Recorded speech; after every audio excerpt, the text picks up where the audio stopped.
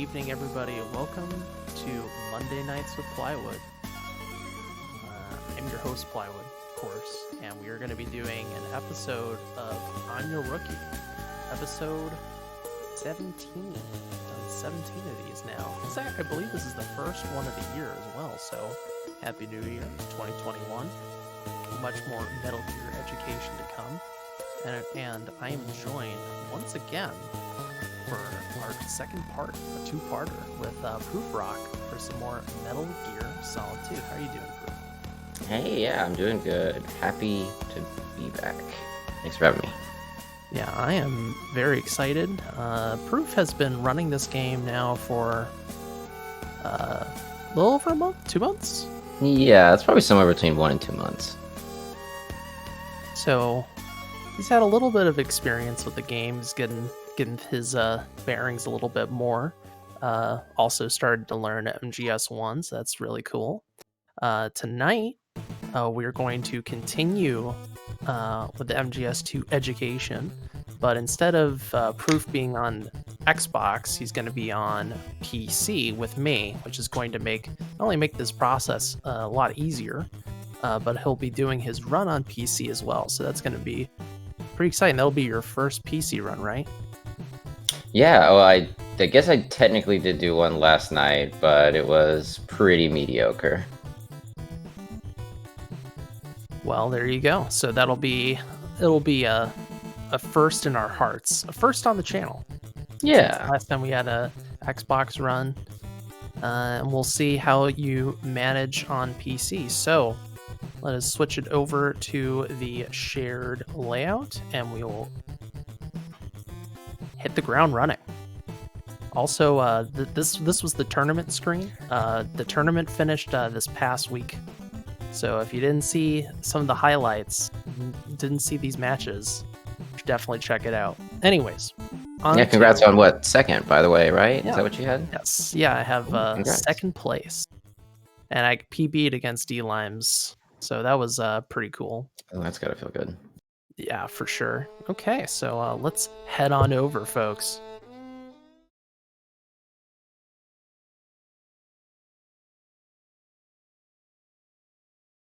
All right, fantastic. So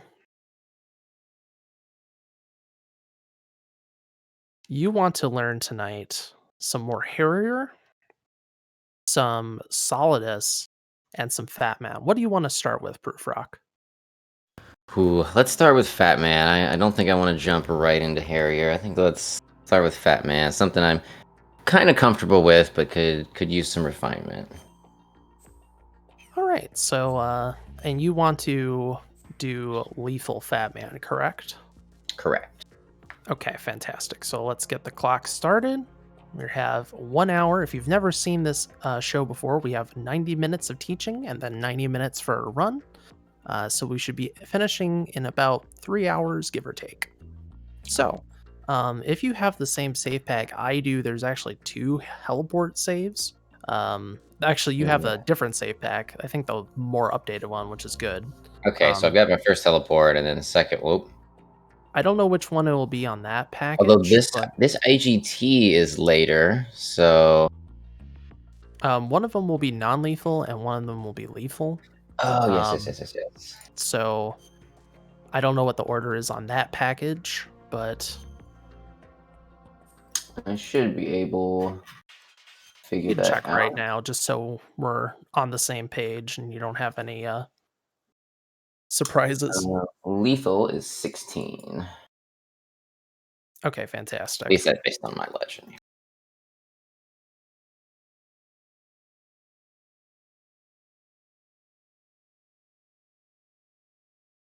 All right, so Fat Man. So this fight has gone through actually a fair bit of revisions on VE. Before we get into that, just so you know, if you ever want to reset a room, you press 1 and make sure to have boss practice mode checked in the little trainer window.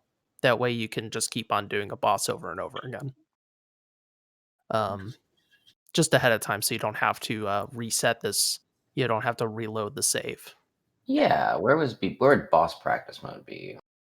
train. It should be in the trainer window. It should be underneath dog tags always available. Though I have a slightly older version of the trainer, but it Gotcha. Yeah, should I think I downloaded the most recent version. I'm not sure it has the same layout. there should be some sort of boss practice check Okay. or something that says boss practice mode or something.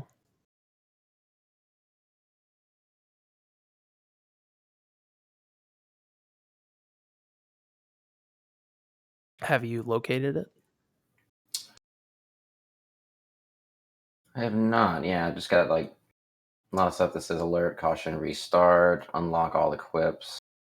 Oh, hold up, hold up. Oh, hold Boss up. practice mode. I found There it. we go. We All got right, it. fantastic. All right. Hello, Ghosternaut, JJ, CDOS. Um, so just make sure that's checked. That way we can practice over and over again. If you beat the boss, it'll just reset the room. Gotcha. Okay. So the way this fight works is we're going to run in, we're going to run right. You don't need to cartwheel here. Don't worry about cartwheeling. So oh, you're watching my feed, right? I am. All right, fantastic. I just don't want to get ahead of myself. So I'm going to run straight left or right. And there is a visual cue here for when to start shooting. I'm going to pause. It's like as he's crossing, you see that line in the floor? Mm-hmm. As he's like crossing that, you want to start firing. The I don't horizontal one actually, like, crossing right there, the one that's on the helipad floor. Yeah, yeah, this line.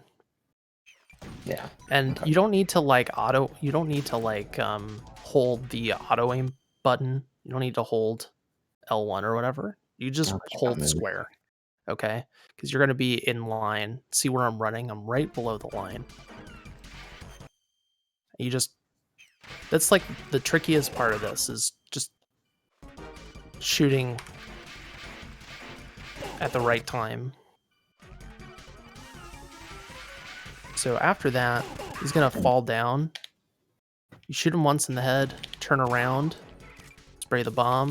You should auto aim towards the his head when you turn back, and Mm-hmm. then ideally he skates straight south. Usually he does this, but he can't skate other directions. So this is what we want. And then just approach here, spray the bomb, done. So I'm gonna do this again. See, the timing in this is somewhat strict. You need to be very, very attentive. See, I'm spamming, that way I can get the shot in as early as possible. Yeah, I guess you don't have to worry about hitting him twice too quickly because he's got those high frames. That's bad luck. Again, if you're trying to hit that shot, just try to be precise on your shot. And that was not close enough. You see like this shadow and the floor? This is you're Mm-hmm. trying to get like that fast shot, right? So you want to be basically right on this shadow. I think if you're too close, yeah, you don't want to be too close. So I like curve like right here. That should be fine. Yeah, that's a fast bomb. Right on the So edge like of shadow. line up with that shadow and just angle yourself at the bomb, okay? If you're too far away, it's not gonna work. So like here, I think that's gonna be a fast bomb. Yeah, it's not a fast bomb. So just be like, it's like you're parallel to the shadow, right? Mm-hmm. Um, this seems like a really small detail, but it saves like you save like a second and a half or like 2 seconds for every fast bomb, so that adds up. Um, that's why also you'll notice that the way I'm positioning myself for the start of this, all I have to do is turn around and spray the bomb on the corner and I get a fast bomb. All this is very methodical, very scripted in terms of how I'm doing all this, except for him being random and skating in whatever direction. Okay. Mm-hmm. All right. So let me do this a few times. And if you have any questions, just shoot them at me and I'll just demonstrate a few times and then I'll give you give you a shot at it. Okay. Okay, sounds good. Fantastic. I do this part on D-pad. Yeah, makes sense. Turn around, spray. Make sure to hit his actual head. It's not bad RNG because you could like cartwheel over here. So it wasn't quite in position, maybe a little bit too far down. So when you start here, you're just holding straight right on your D-pad there. Yeah, basically. Just be a little bit under the line. This is good RNG. Oh, there we go. That was still a fast bomb. You want to like, it's really hard to explain how fast bombs work in various situations because like it all depends on your angle and your position. But like right there, I didn't have to move. I could just spray like this, something like that, and still get the fast bomb. If you don't get like, if you get that luck where he skates left, don't really worrying about like getting into position at that point is not worth the time. Just start spraying the bomb. You know what I mean? Right. If you're not already in the position, because by adjusting, you're basically just breaking even, you know? Yeah. If that, especially if you don't, if you mess up the position, then you're not breaking even, you're just losing time. We'll half squat. Right. Okay. So yeah, run along this line, shoot when he crosses that line, spray the bomb, turn around, hit his head, see where he skates. One more shot. Get to the shadow. Spray. Once more. Get along the line. Shoot when he crosses the line. Spray the bomb. Wasn't quite close enough, sadly. Good luck. Once he lands on the floor, shoot him.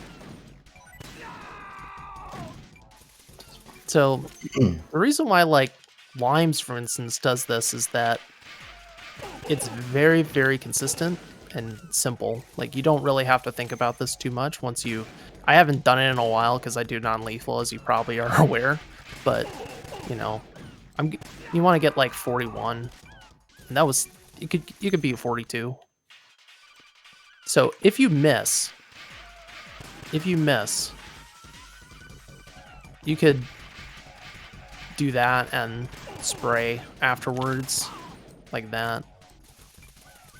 Obviously, this is not ideal. At least he skated down, which is good. Right, I feel like he's pretty likely to skate down there. Not probably guaranteed, but... No, it's never guaranteed. But the way this setup works is that usually he skates down. It's not guaranteed, but usually he skates down. This is why this setup is nice.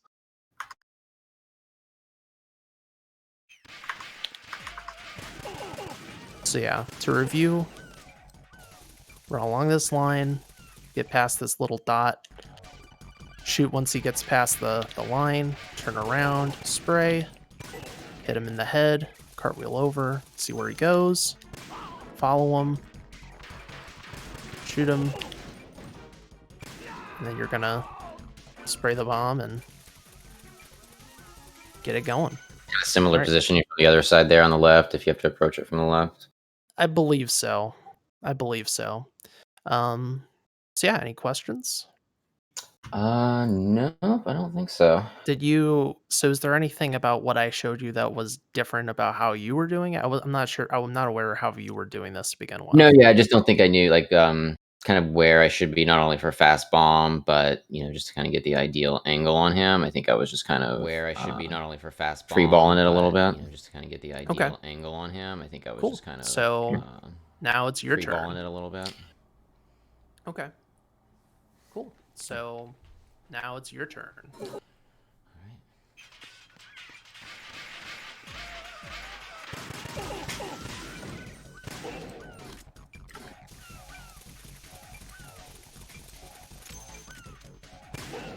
You want to be a little bit closer to the line. That way you'll actually get that spray on the closer to the line. The bomb. That way you'll actually okay. get that spray on the Try again. the bomb. Yeah. Okay. All right, I'm trying again. Oops.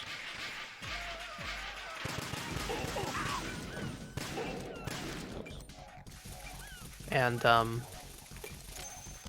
so like how I set up my movement, I hold right, and and then I do like a little tap up. That way I'm like along the line.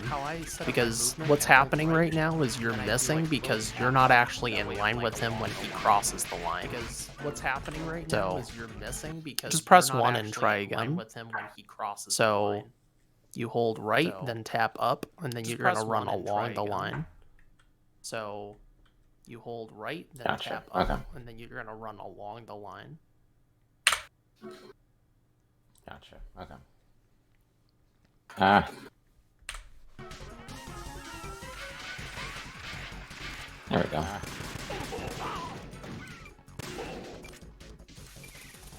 There we go. Not ideal. Oh, my turbo turned on. That's what happened. Another little thing as well is you should pre-turn before you go into the FPV for the coolant. Because in the FPV, I'll show it to you just to make this clear. In the FPV, you have to rotate. So what I'm gonna do, let me just turn my game audio back on for the stream. In the FPV, you have to rotate so everyone else can hear this. What I'm gonna do, let me just turn my game audio back. Okay. So see, I do that little tap up. You do that just with the D-pad. So you see, right? Like you have to do this, where you could just flick your stick and then hold down. See how that's just a little, like it's a little bit faster than like rotating an FPV like this. You just flick down. Okay, that'll give you. It's not major, but I mean it's time save. So right, and it's like a habit that will help me out in other spots too. So right, always think about like, this is just a good rule. Try to do every adjustment you can in third person before you adjust in first person, because adjusting in first person is just slow. You know, like you have to move, and no one wants to do that. So, okay. So let's bring it back over to you for the audio. Okay. Okay. So let's bring it back over to you for the audio. Okay. I don't know why I keep trying to switch to the coolant there. I didn't know why I keep trying to switch to the coolant there. Oh.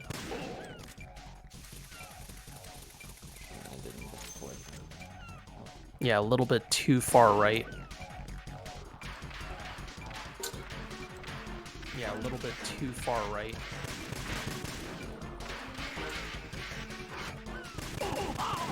Not quite.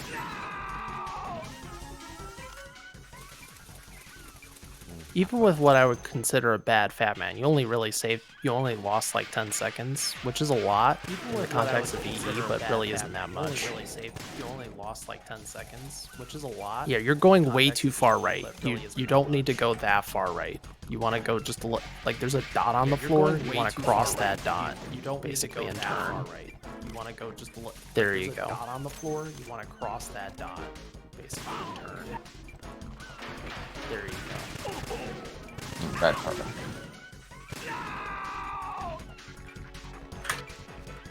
Bad part. No, that was faster than last time. No, that was faster than last time. There you go. You're getting the timing down. Man, why is the timer just it never goes? The timer is going on my end, but not on the stream end. Automatically reset. Oh, because duh. The timer is going on my end, but not on boss practice mode. Boss practice mode. Well. Oh, good cartwheel. Boss practice. That's what I get for having buttons on the back of my controller. Well, oh, good cartwheel. Oh, jeez. That's what I get for having buttons on the back of my controller. Ah, not good. Oh, jeez. Perfect. Ah, not good.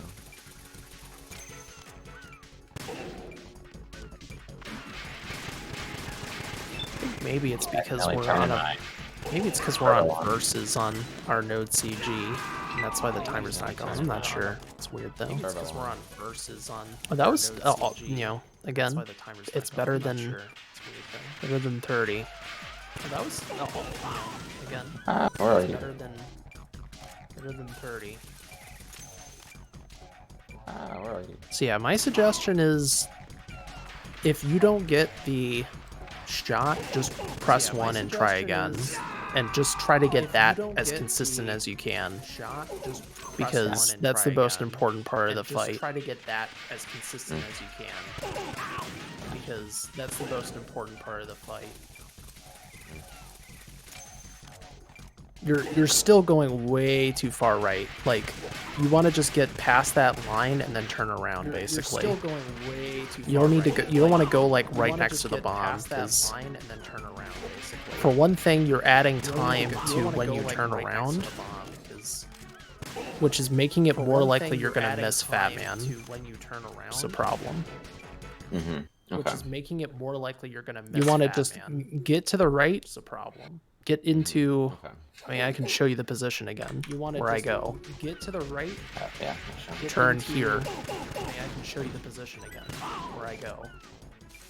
Double voice. Turn here. Right there. Okay.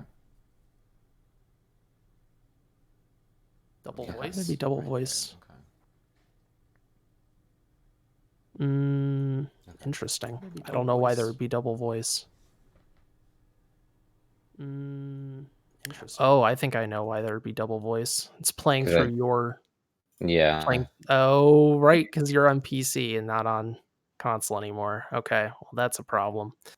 What's kind of a problem? How do I want to address this? Okay, for now, I'm gonna say mute. Actually, you know what? I know how I'm gonna do this. Actually, you know what? I know how I'm gonna do this. Okay, whenever I'm showing you something, just make sure you're paused, okay? Okay, like paused in the game. Yeah, pause in the game. Yeah. Okay, fantastic. So, yeah, make sure you just, all you have to do, hold right, just one tap up. Like, you don't need to adjust much. And there's a dot on the ground. This dot. Get past that dot. And then turn. Past the dot, turn. Okay. Thanks for bringing it to our attention, Nangelo. Attention. Okay.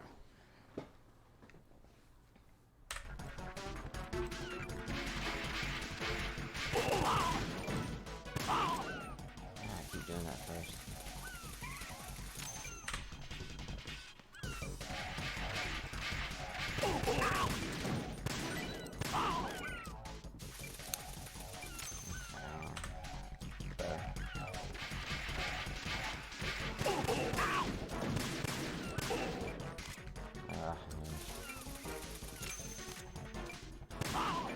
Yeah, I'll tell you this much: I care less about the FPV turn and more about you getting that lineup shot.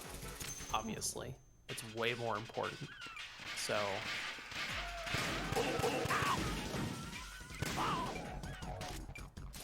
Nice, 41, very good.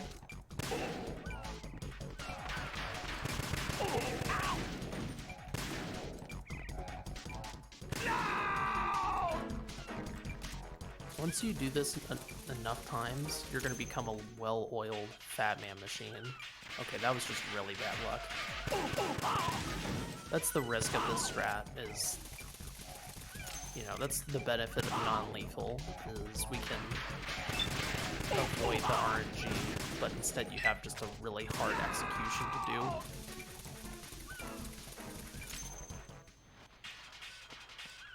How to beat Fat Man in a faster way? It's not really worth the trouble teaching Prufr0ck how to do it faster, because the few seconds you get from non-lethal are not super relevant. But there is a way to do non-lethal. It's in the Discord. There's a few different setups. There's a new setup from Tino that was improved by Major Zero, but I don't know how to do it, and I can't teach it, so...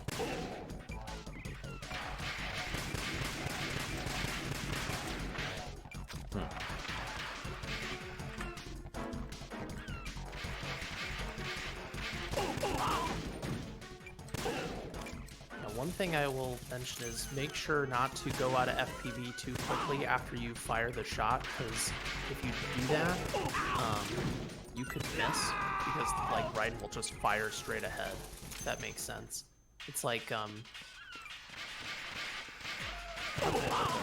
so when you reset your aim from FPV to third person, it's like Raiden's aiming straight ahead. So if you fire after letting go of FPV, you'll miss.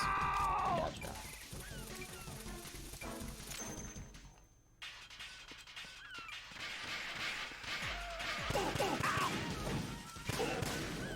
And it's okay to spam your SOCOM a little bit, because you'll have plenty of ammo here, so you can try to get that shot as early as possible when he's landing on the ground. But knowing how the timing works is good too. Just to see, like, okay, when is he actually vulnerable? You're definitely getting better at this, though. Alright, come back here.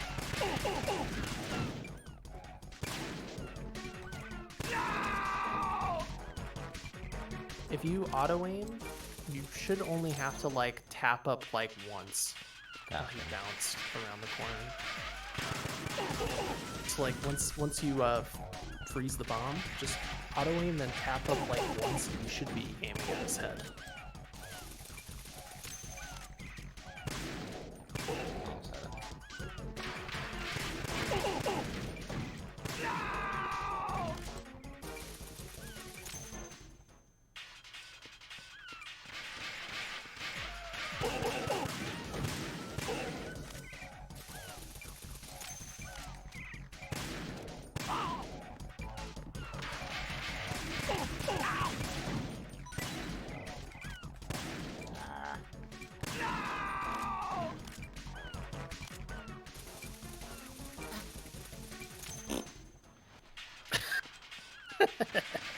You gotta tap that L1. You should not manually aim, because that's a bad I scene. wasn't exactly trying to, but you know, butterfingers. You know.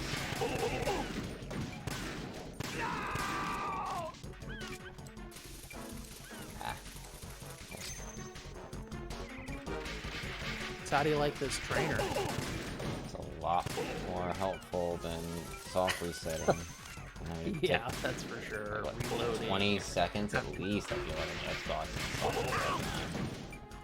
Oh yeah, soft resetting is super slow. Since the versions are so compatible, it's like... If you're practicing like a boss, you would just not finish. Like here, you would just shoot the bomb or like roll off the edge or something. That way you could just do the boss over and over again, but it still takes longer than what this is. So, this trainer from V-Man helps a lot. And I think proof positive from Prufr0ck, because he's now getting pretty consistent 40s now. Which should, it's basically where I would suggest to be. Maybe you'll make a little bit of a mistake and lose a few seconds, but this should feel a little bit more consistent overall for you.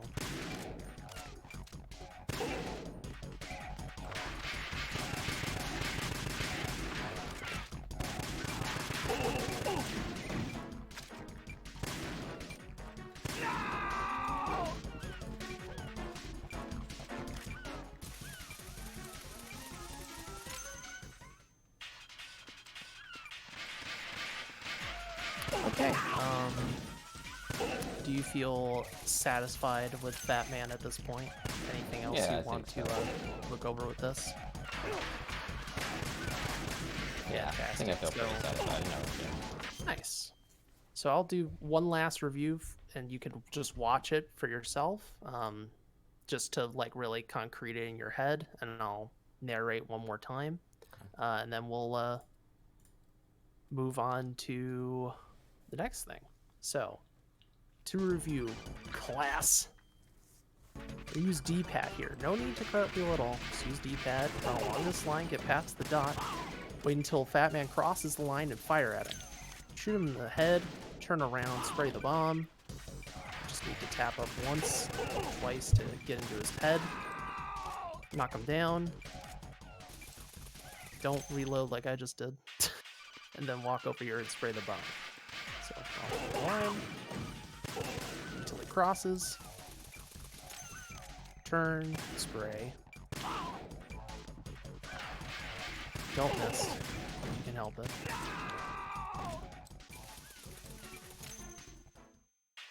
If you do everything right, you should get a 42.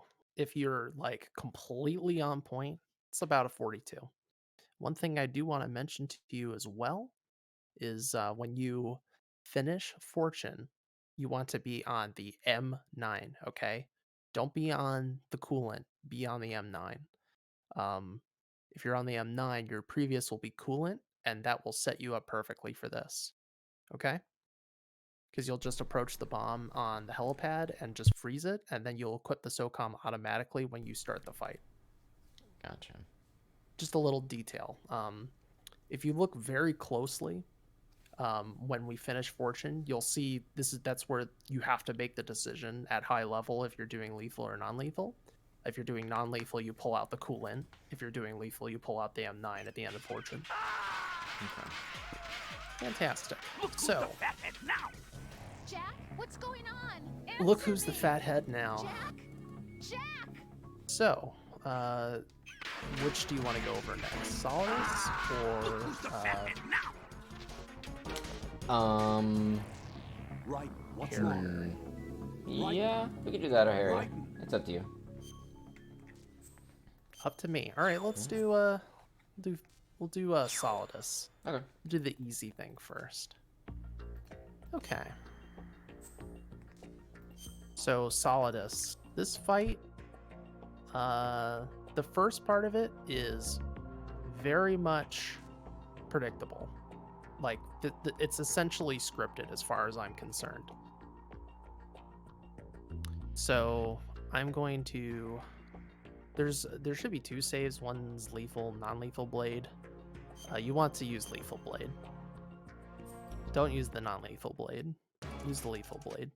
Okay, I'm on lethal.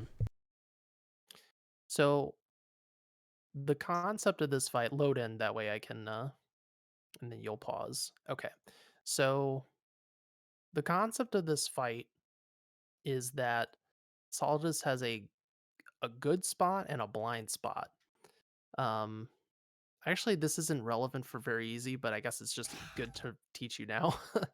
So, he has an eye patch, right? So if you hit him on his eye patch side, he will miss, or excuse me, he will get hit by your attack. This is relevant for VE because he's just not a good fighter on VE, but it's how we loop him on higher difficulties. We like swap between sides. His side with his eye where he blocks, and then you go over to his other side with his eye patch and hit him. But we don't have to worry about that on very easy. So, one thing I will also mention is that you'll see two different approaches here for attacking Solidus. So like there's like the stab or pierce. You do that by clicking in the stick. It's this attack. That's a little bit faster than like slashing because oh come on, I'm trying to punch. Because when you're slashing, you have to like stay on him like that, be in like a very specific position. But if you pierce, see like it has this like range and it's a little bit faster of an attack. The pierce can miss though, so just be aware of that. But you can do either way. It doesn't really matter. I do the pierce, so I'm going to teach you it that way. You could do the pierce very quickly, but don't do it super fast because there's a chance you'll try to hit him during a bad time. Just like there's a certain rhythm to it. Just tap, tap, tap.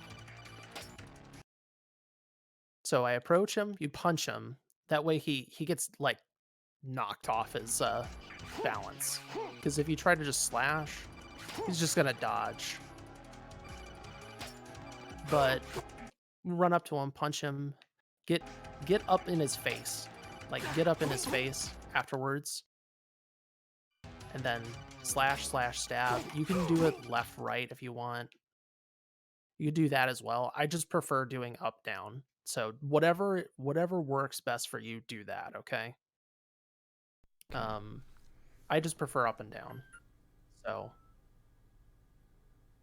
what's the other thing? Okay, right. So that's like the basic premise of this fight is how you do your attack. I'm gonna show you the slash slash stab. So punch him. Slash slash stab. You literally just stand still here. And then wait until he starts doing missiles. You're in the perfect position right now.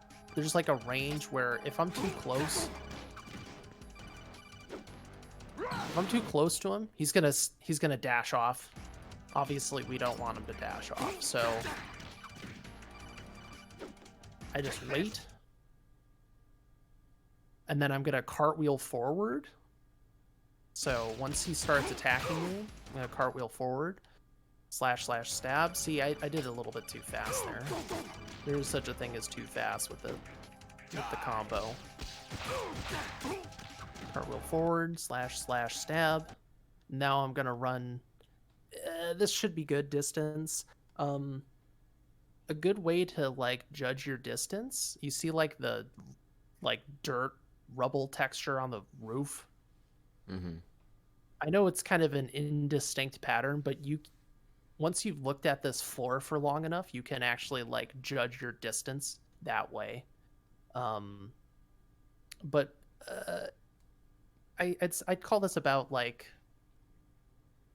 10 feet ish, 10 feet away, double social distancing essentially. So, and then he's gonna go back into that. That is one risk. You want to try to cartwheel as straight as possible. You could also run for it. Like, you don't need to cartwheel. Like, I could just start running. Like that. Just make sure you're running in a straight line. That's why I prefer cartwheeling, because, like, I don't have the issue of, like, me going off my trajectory. You know what I mean? Like, I decide my trajectory and I roll with it, right? So, I prefer cartwheeling in. About 10 feet away. That's plenty. On the last one, I suggest going stab or slash slash slash.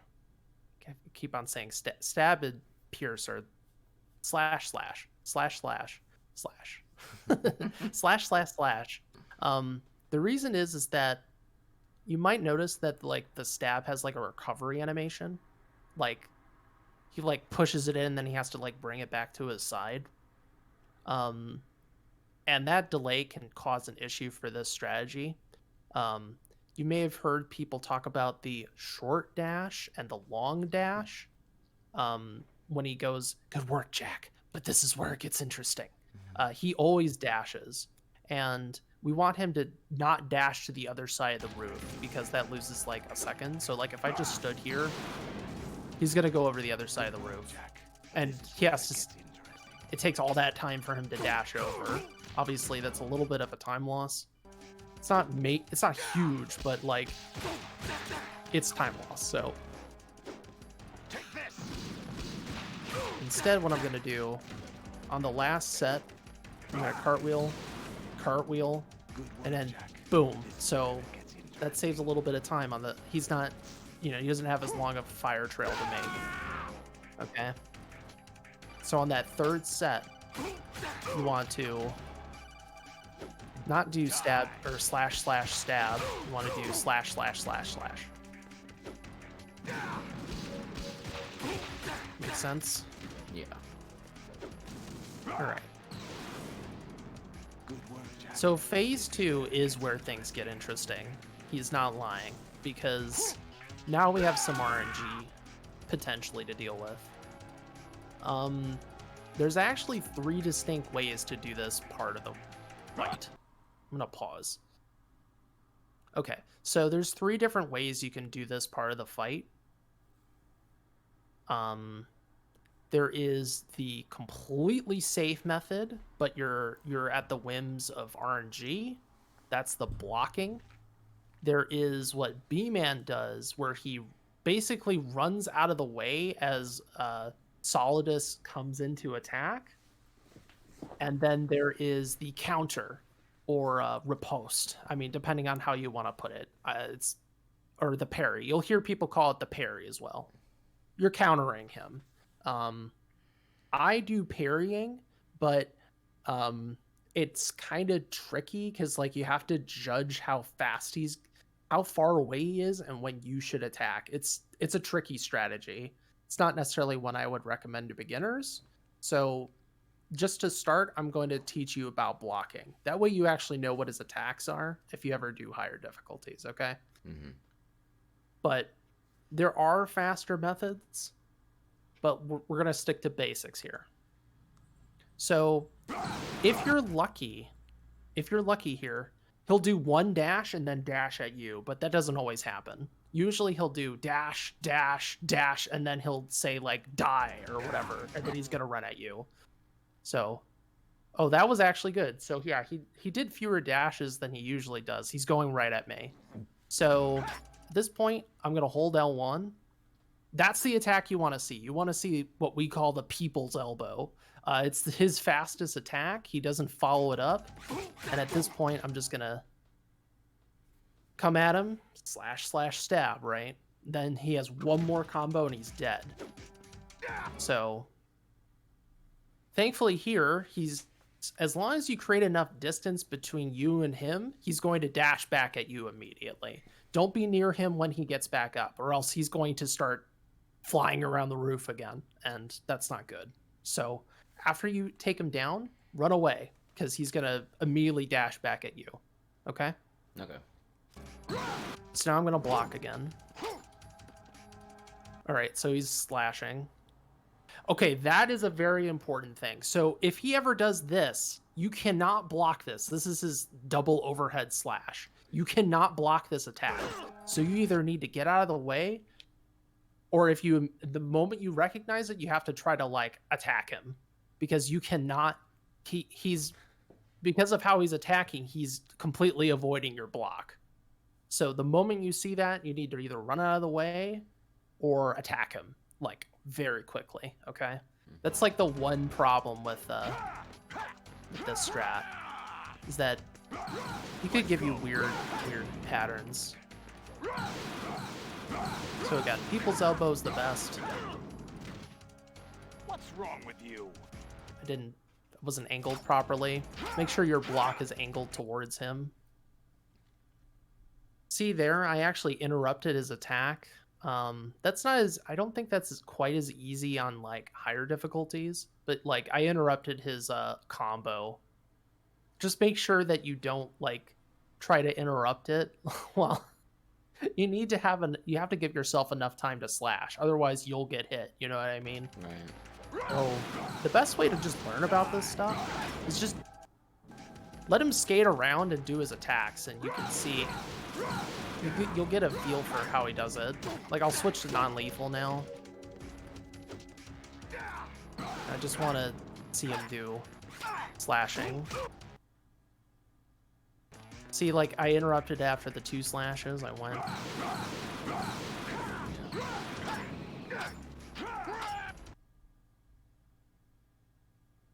You can also wait for that stab, and if he tries to stab you, it's just like you. He has like a recovery animation. So at that point, you can knock him off his balance.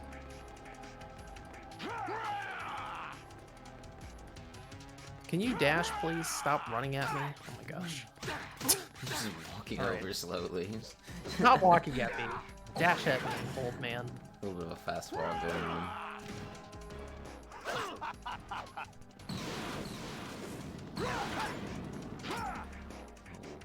Back kick. Yeah, so you see, like, I recognize, oh, he's doing the double overhead. I'm getting out of the way. And if you dodge that, again, he has a recovery animation where I can counterattack. So the good news is because this is very easy, he has old, like, no health. He's just frail. He's very, very frail. And as you can see, most of the issues with this fight are in phase 2, not phase 1. Phase 1 should be 100% consistent. You do the same thing every damn time. So run up, slash, stab, stand in place, go over to him, slash, stab, get a little bit further away.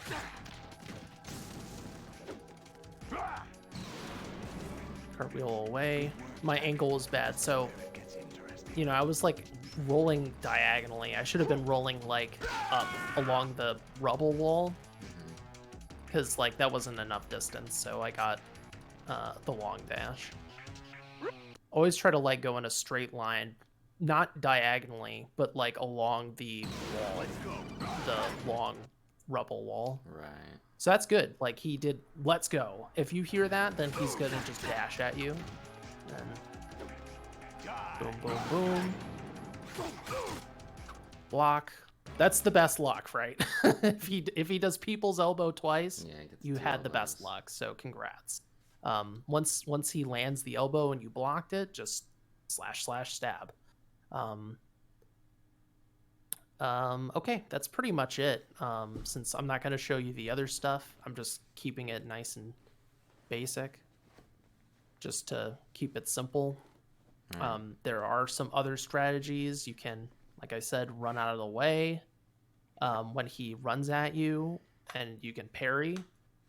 I can show you those, but I'm assuming you want to just keep it simple, right? Yeah. Okay, cool.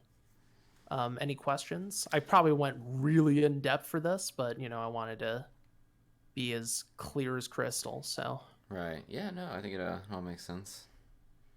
fantastic. All right, let's see you do it then. Yeah, no, I think it Oh, very important, just on PC, make sure you do not have turbo on so you don't accidentally punch him twice when you approach him. Take this!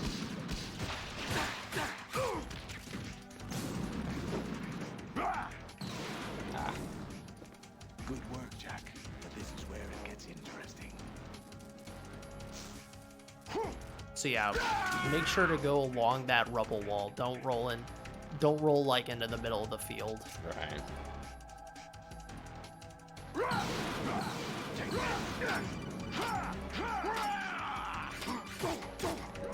No.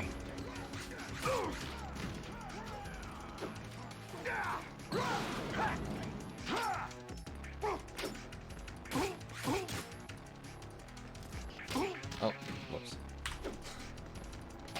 Oh, you actually just did the dodge technique unintentionally, but you ran out of the way as he attacked you. It's tricky, but you can do that instead of the parry or the block. Good work, Jack. Okay, you're going a little bit too far. You don't need to be that far away for the missiles to engage. So I want to mention that.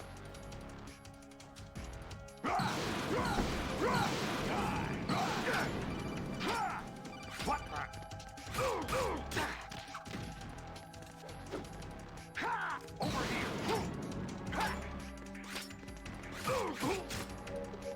Nice.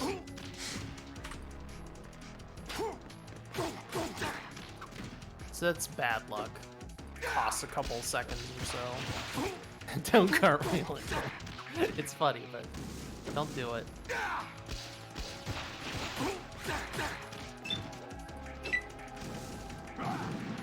Oh, you were already in the spot. Good work, Jack. But this is where it gets interesting.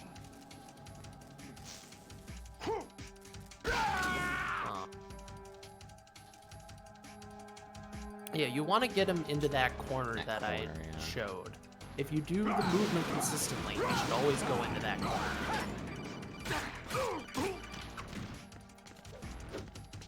go. Over here.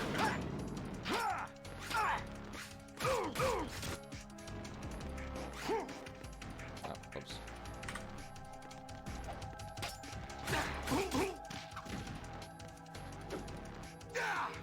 Yeah, you want to punch him. Don't slash at the start. Punch him. Good. Right up in his face and punch him. Get his, like, you want to be at basically position 0 in terms of fighting games. Like, you want to be like right up in his grill and then punch him. So just practice phase 1 so you can get this like completely down pat so you understand, because it is literally the same thing every time. There's no goofiness. So just don't move. Too far. Once you do the combos, don't move the first time, because you're causing things to get weird. You're making it more complicated. Combo him and stand still.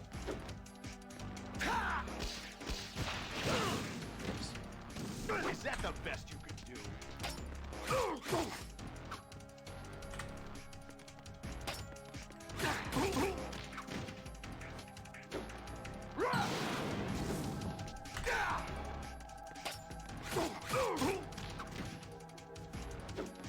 Let's go. I wonder if the horizontal stabs, or I keep on confusing, horizontal slashes changes position at all. Not sure. That's the right position. You're, again, going way too far away. There's a little bit of a delay, but yeah. It's almost right. Yeah, I'll try the upward slash. Nah. Don't be too hasty with the stab. You're being slash, stab. Go low before you start going fast. You don't know what the extent of it is. And just try to be as close to him as possible. Because you're sometimes missing, and it's because you're like... Oh, another thing. Are you using analog at the start of this fight? To walk up to him, yeah. Just hold left on D-pad. You don't need to... That is also screwing with the angle. Like, I literally just hold left on D-pad. You're already in line with him at the start of the fight. So you don't need to, like, adjust your angle at all.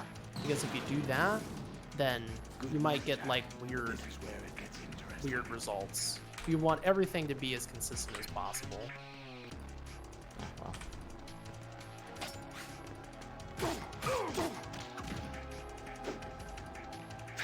That's not really one.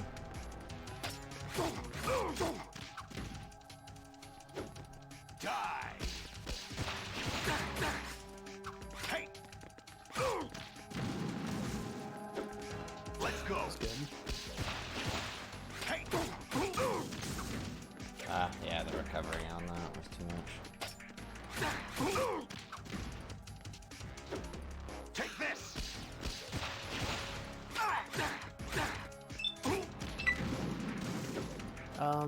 Do you want to see me do phase 1 one more time just so you can see it a little bit more clearly? Yeah.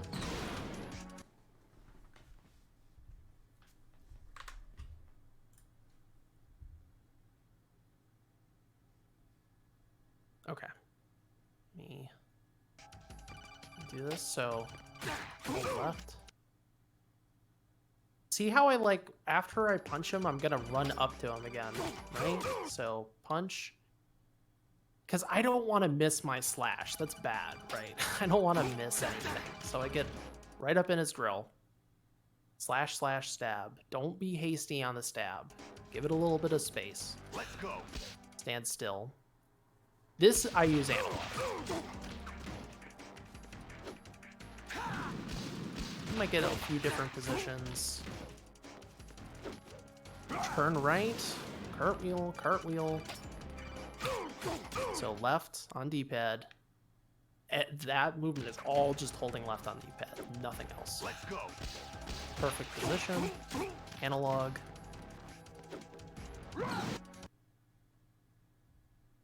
I was cutting it a little bit too close. I was like just borderline. Let's go. But this is perfect. It's just once you're over here, because he doesn't have as much room. Because like when you're in the middle of the roof, his animation, he won't get stuck on an invisible wall. But since we're so close to the edge, I can't just stand still. So I can turn, move like a few steps away. Don't stab there. Cartwheel along the wall. If you're really good, you can fit 3 cartwheels in there, but it doesn't matter. It's not like a big deal. So yeah, hold left. Take this. Few steps. You don't need much. Slash, slash, slash. Cartwheel, cartwheel. Good work, Jack. Boom. Okay. Okay.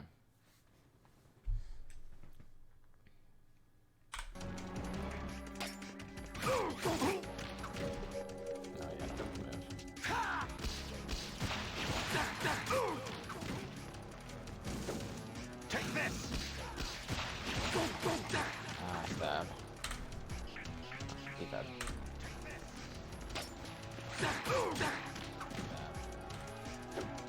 Let's go.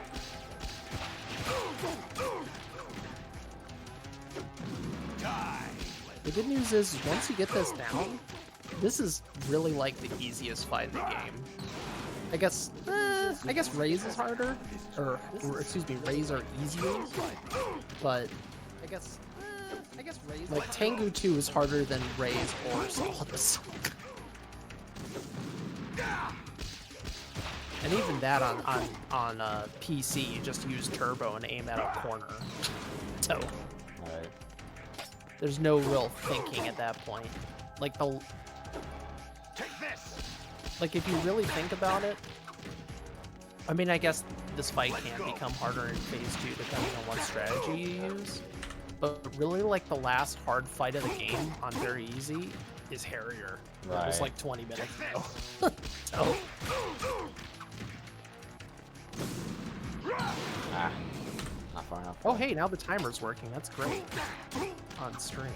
That's cool. Yeah. Magic. Take this. Magic. You like magic, chat? I like magic. Friendship is magic.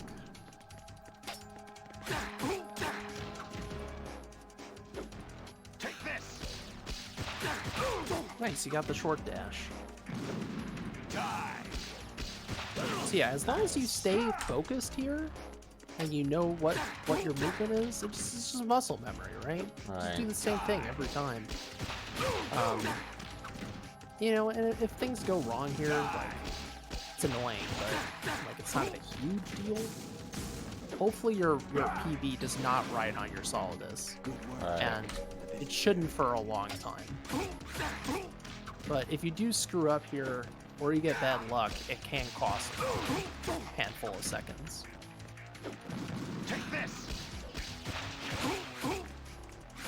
Okay, do phase 1 a couple more times, and then we'll go on to phase 2, since we're a few minutes away from the top of the hour, and then I want to, of course, give 30 minutes, strong 30 minutes to Harrier, of course. Take this.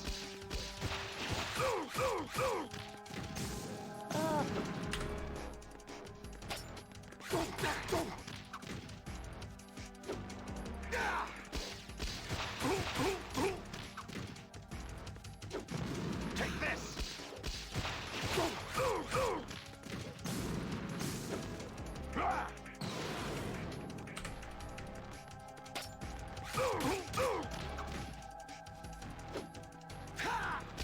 Very good.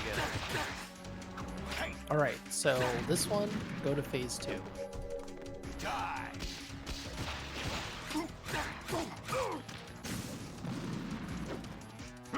Yeah, that is the risk of the pierce or stab. It's just, But this is where it gets interesting. it can be a little weird, janky, and if you go too fast, you'll miss. If you're not lined up, like Raiden could just stab the air, and you'll look dumb. It's okay though. Everyone will look dumb if they do the stab strap at some point or another.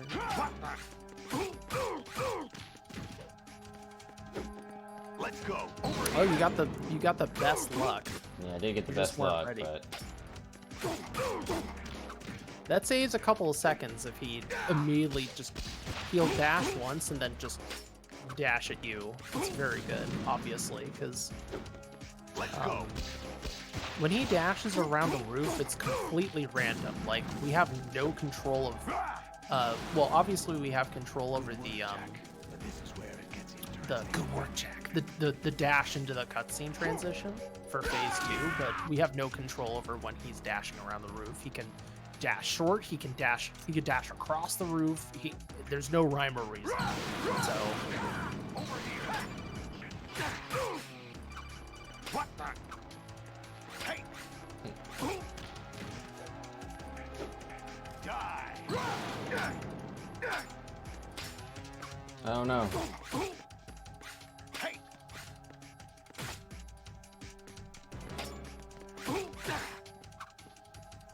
oh yeah, don't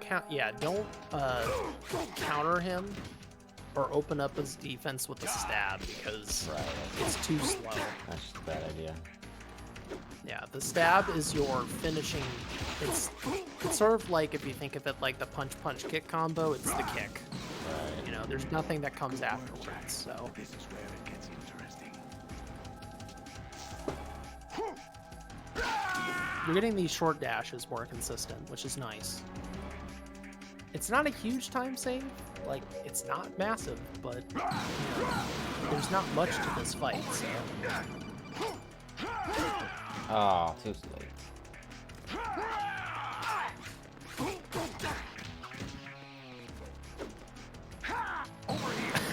that was funny. Like bounced off of each other.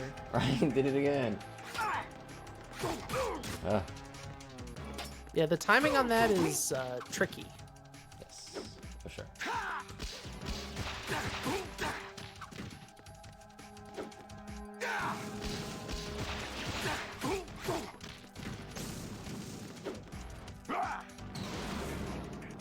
Good work, Jack. But this is where it gets interesting.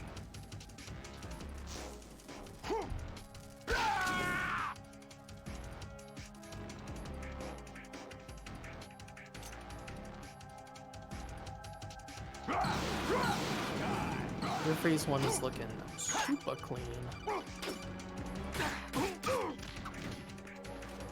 Alright, after this one, you'll get one more, and then we're gonna move on to Harrier. That game was gonna take me credits there for a second. Die. I'm like, no, please don't do that.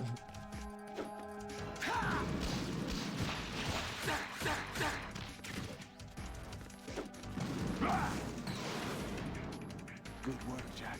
But Just this with is a where little it bit of gets time, interesting. folks, you can become a well-oiled machine. This trainer helps Trainer a certainly lot. helps. Makes it a lot Yeah, less the tedious. trainer, you could just go over and over and over, and you could just go into the boss practice vortex. You just do it like 20 times in a row. And you're like, I can do stop this trying boss to fight in my sleep.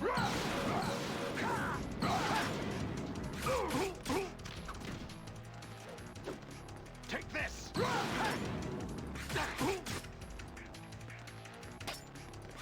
Oh, that was my last one. Yep, that's it. Okay, cool. So now we are going to self-kill. You can press, if you press 2, you'll just suicide. So unpause and press 2 and you'll suicide wherever.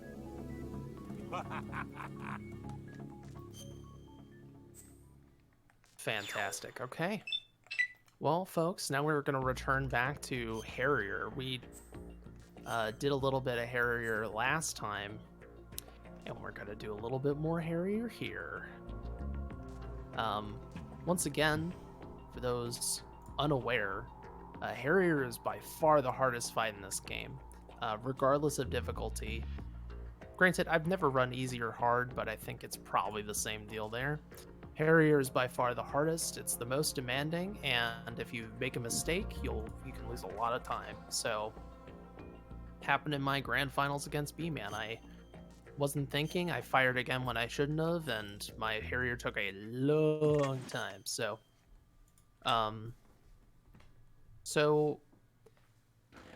I guess I need to ask this now. Do you want to do 2-shot or do you want to do 5-shot? Because I can show you stuff for 5-shot, but I'm not the best at 5-shot. So Yeah, I could try 5-shot. I usually end up getting more of a 4-shot. Like I get the first 3, and then I get the fourth, the fifth of the 5-shot. But I usually, so in my recent runs, I haven't been going for that 4th shot, and I've just been going for the last 5th one. So for a total of 4. And sometimes I get it, sometimes I don't. So here's the problem with 5-shot. You need to have your execution completely on point, or you're losing time over 2-shot. Right. It's just like the nature of it. So if you can't make or what's actually 5+1, what we call 5+1 Harrier, if you can't make that consistent, it's not worth it. Under my and probably other people's calculation, because the way it ends up is that you're waiting. You have to sit around longer than if you're doing 2-shot.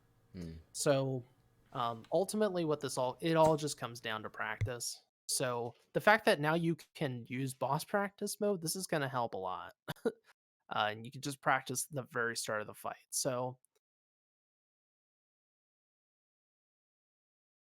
all right. So before we walk into this, so you want to learn 5-shot. Is that what you want to do? Or do you want to go for the more conservative strat? I guess we can try the more conservative strat. I could try working on the 5-shot later. Yeah. Yeah.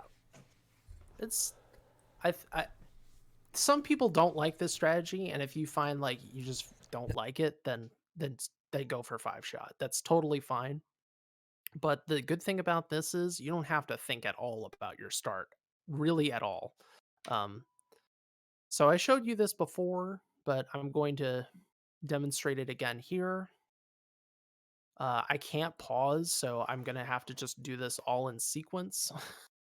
So Yeah, that's fine. I'm just gonna do it. So you'll equip your weapon. You'll like R2 to whatever, but I'm just gonna open up my menu to keep it simple. I keep turbo on this whole fight. So you do 1 shot, you aim a little bit to the right of that pipe. You do that. You can just do 2 shots as well, it's fine. But ideally you do what I call 2.5. It's really 3 shots, but I call it 2.5 because it's 2 full, 1 half. Once you see that flash, you hold square. You're on turbo. Aim above those clouds, fire. Start hitting the Harrier. Hopefully that lands. It didn't. This is the issue with this strat. Sometimes missiles can miss. It's really annoying. But it's okay, because I positioned myself. I can actually just like show this stuff off. If this...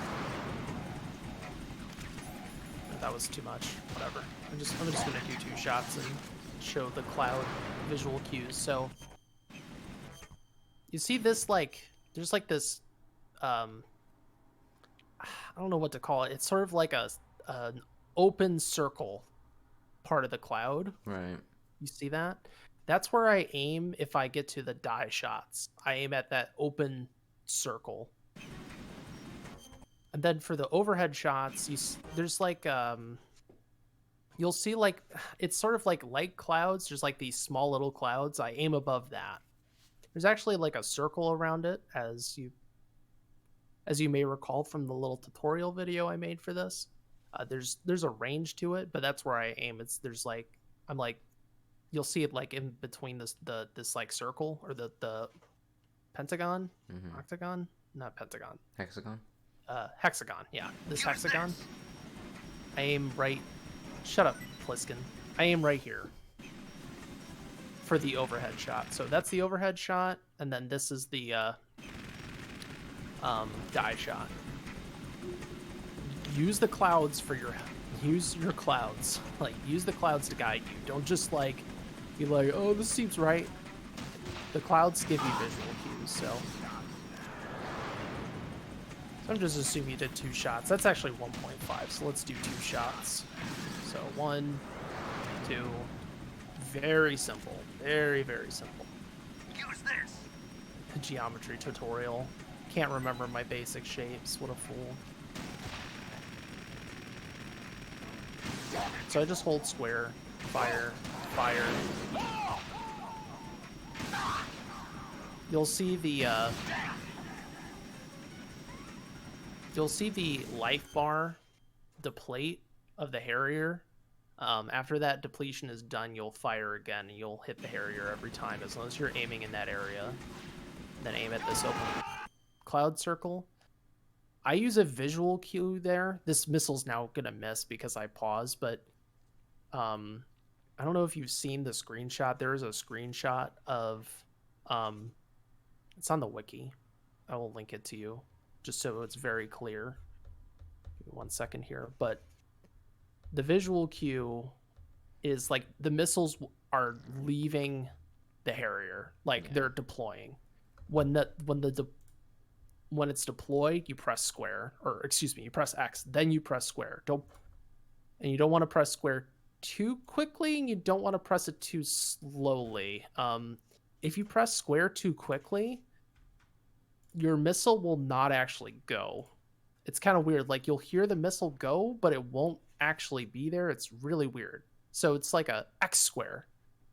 Not too fast, but not too slow. It's really hard to explain.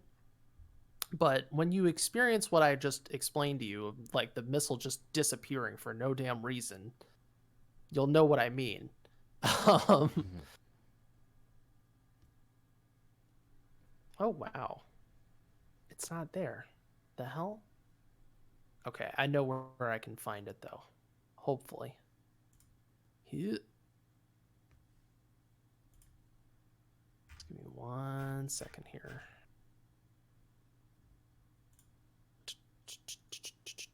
It's in my forbidden folder, aka where I keep all my speedrun data stuff.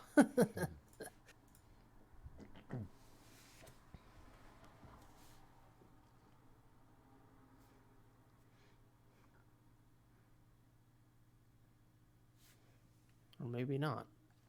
Well, damn. Alright, I'm not going to spend all day trying to figure this out, but when the missiles deploy, press X, then press square. Oh well. Okay. It's somewhere, but I'm not going to spend all day looking for it. For your purposes, just get 2 full damage shots, it's fine. Like, don't worry about it. You don't have to go for, like, literally the fastest Harrier of this version. Hold square once you see the square come up.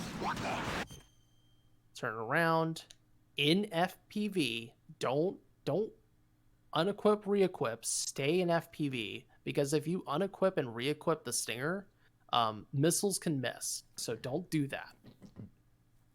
All right, that's a very important little detail. That'll help you in Harrier period. Don't unequip, re-equip, because your Stinger can miss, and that's very bad. So you see right here, like, I'm firing the Stinger, it's gonna hit. Like, this is perfect, right? Like, this is exactly the screenshot that shows what the overhead shot really is, but you can't see it because it's happening so fast. Right. The Harrier's right there, you know? It's right there. So, boom.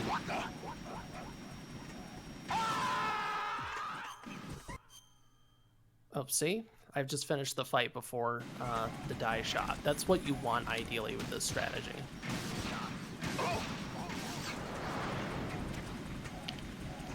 So you want to hit that middle part of the wing, but again, just go for 2 full damage shots. It's a lot easier. Just hit any part of the wing that's not that middle left part. Hold square with turbo.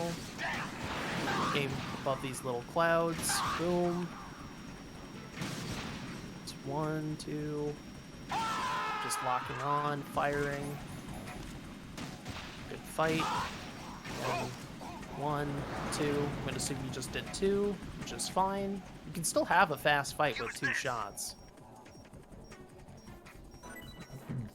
I'm going to assume you fail a little bit. And we're going to do the die shots. So 1, 2. So I'm only going to fire twice. I'm not going to try to squeeze in the last one. Oh, it missed. Interesting. So yeah, that little circle. Once the missiles deploy, press X, then square. And then I'm gonna Lock on again. Hit the Harrier. Boom.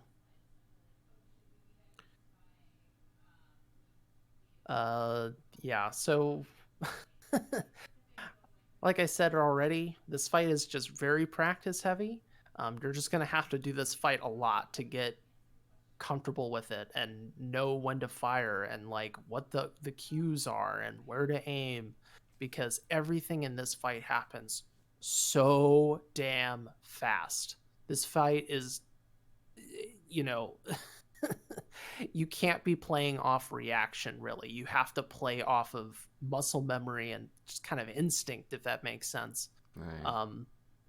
Ultimately, because there is a little bit of thought with my strategy. Obviously, like, oh, I need to know if I accidentally, well, the way I do it with the 3 shots, I have to which I failed in my grand finals against B-Man. I just fired again like a dummy because I didn't get the 2.5. I got 3 full damage, which is bad. That's why I'm saying just do 2 full damage shots. Don't worry about that half shot. Like, start slow, work your way up before you start like making things more complicated, because the whole goal of this strat is that you make the very beginning of the fight just a free walk. You're just going straight to go and collecting $200. Right. The tricky stuff is after that, right?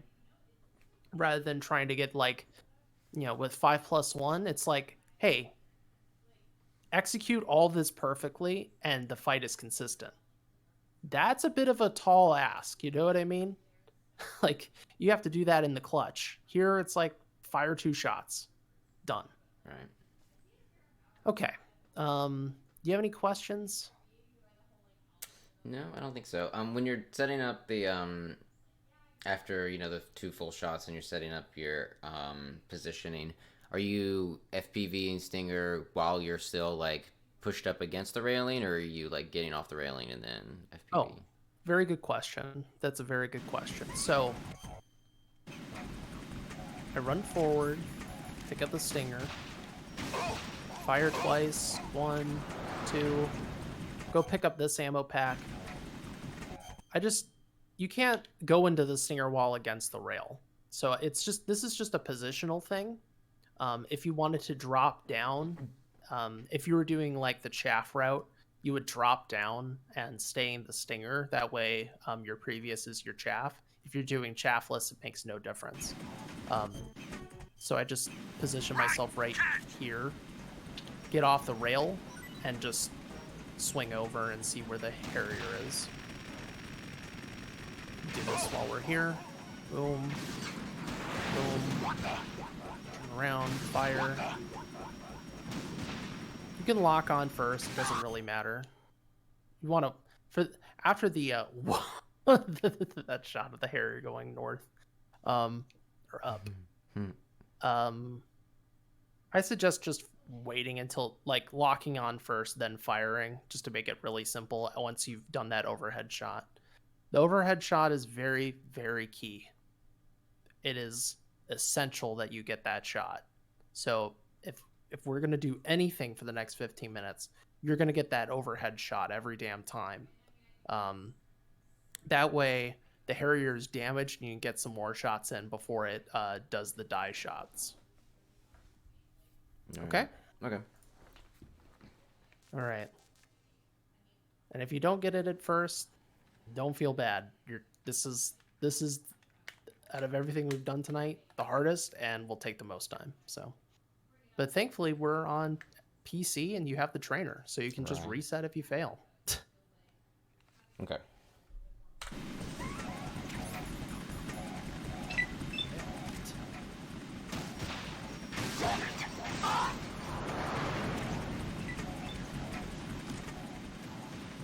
Use this.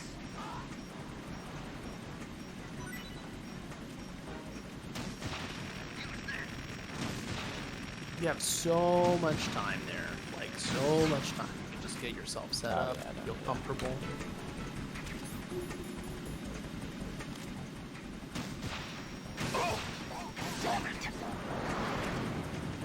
Yeah, make sure you have locked on before you start firing towards the Harrier when it's flying towards you like that.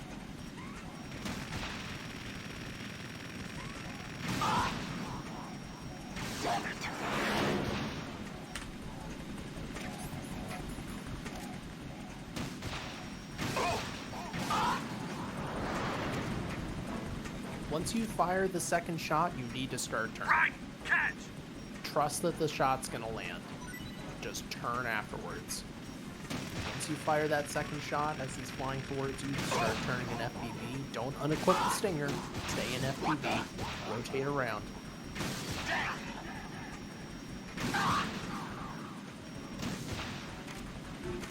Nice. Didn't need to do that. Oh, I'm so dumb.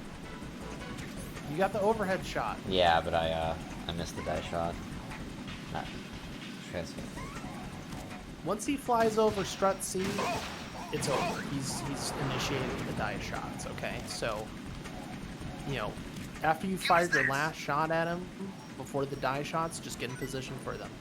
Because there's no reason, you're not gonna, he's flying so fast, you can't hit him at that point.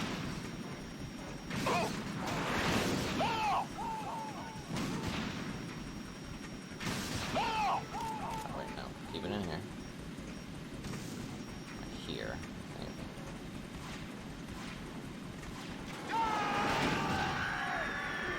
You wanna, just do not unequip the stinger.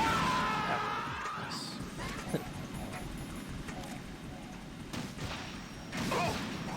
See that? Nice. There you go. Hell yeah, dude. That was so great to see.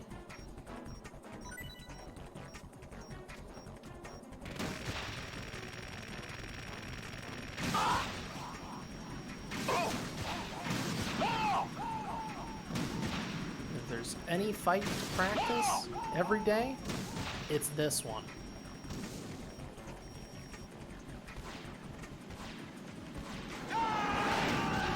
I got that wrong. Oh no, I got it. Yeah, that also has a range to it. I'm just, you know, like it's not super precise. I'll That let you makes go out in sense. style. But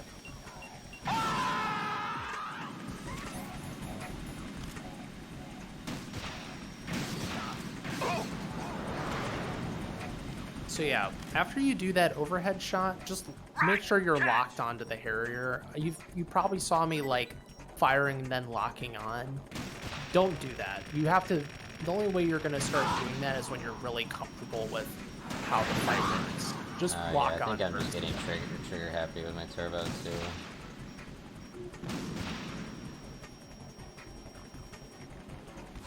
Yeah, if you hold square there, you basically just want to press square and let the missile fly.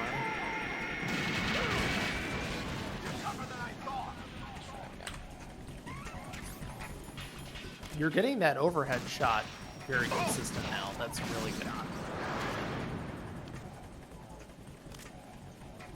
We got Use this. about 10 minutes.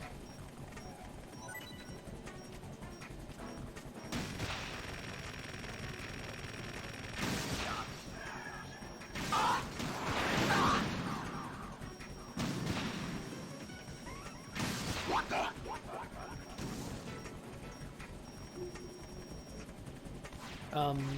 If you want to, after you fire, you could also just turn off turbo at that point as well. You don't have to do this in turbo, by the way. Right. Like, if you want to do this with single taps, like, that's totally fine. I will call that completely personal preference, really. So, if that works better for you, then do it that way. You know? No harm, no foul.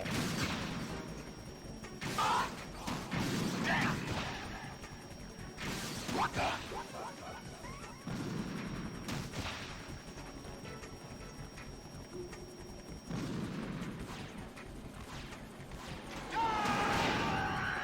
Yeah, that second shot when the Harrier, the second shot, you really want to lock on for that one.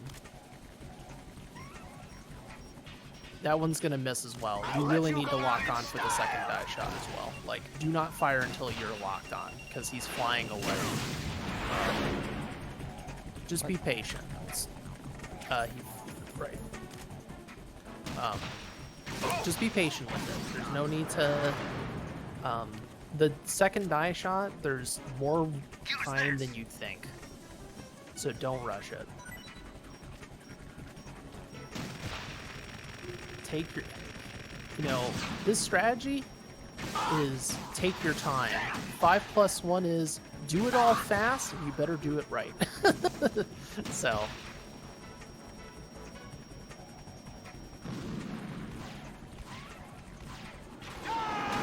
Try to track the Harrier as well as you can when it's flying to that stride.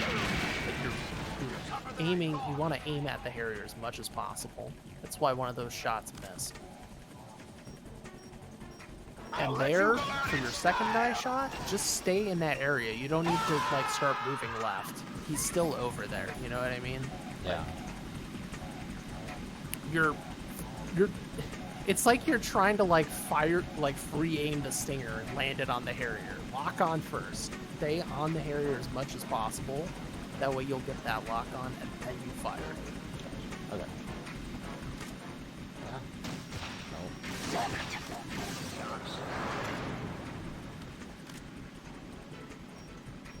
Use this.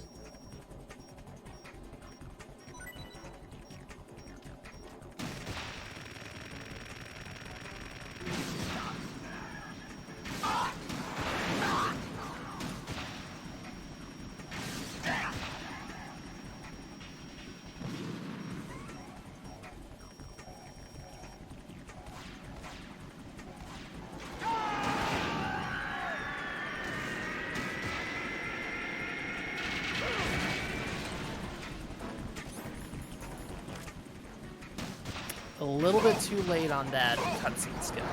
That's why that failed. It's basically you press X right when you see the missiles deploy. You took a little bit too long.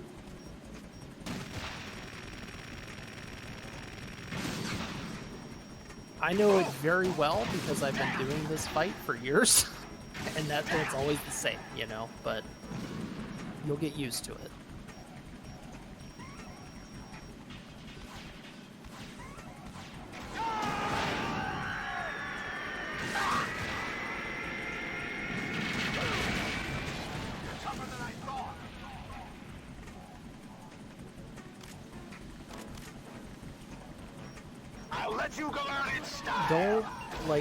Don't adjust.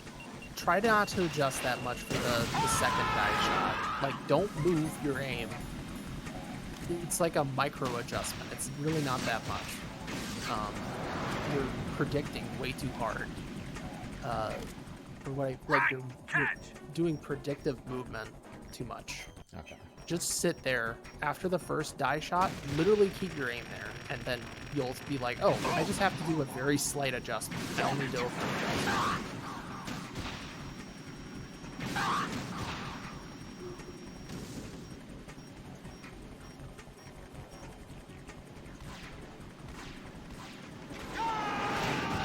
And you'll probably notice that the Harrier takes different flight trajectories after the overhead shot. That's just part of the funkiness of this strat.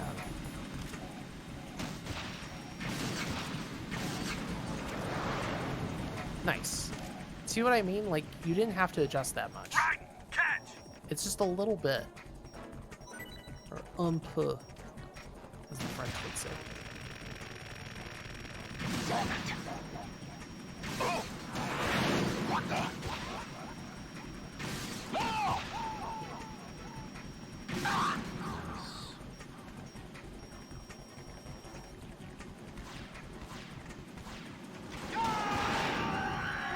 Nice.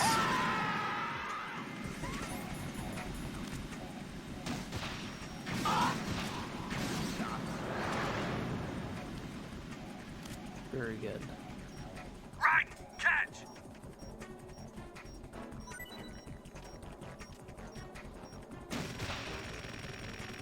Just like Solidus says, I would also say not bad. Not bad at all. Ah, too late. Too late. Get him.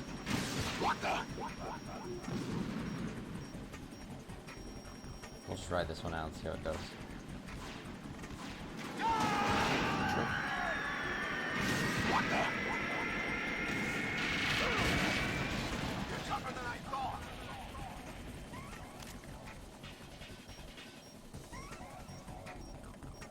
let you go out in style. Nah, that doesn't work. Let's reset that.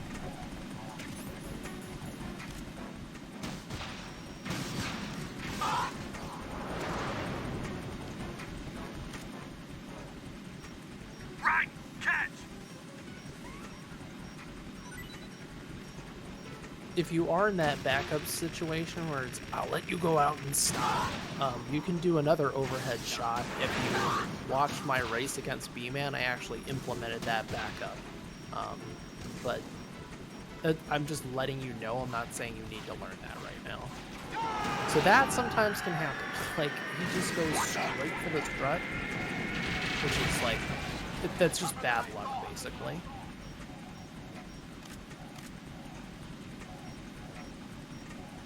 I'll let you go out in Do it all the style. time.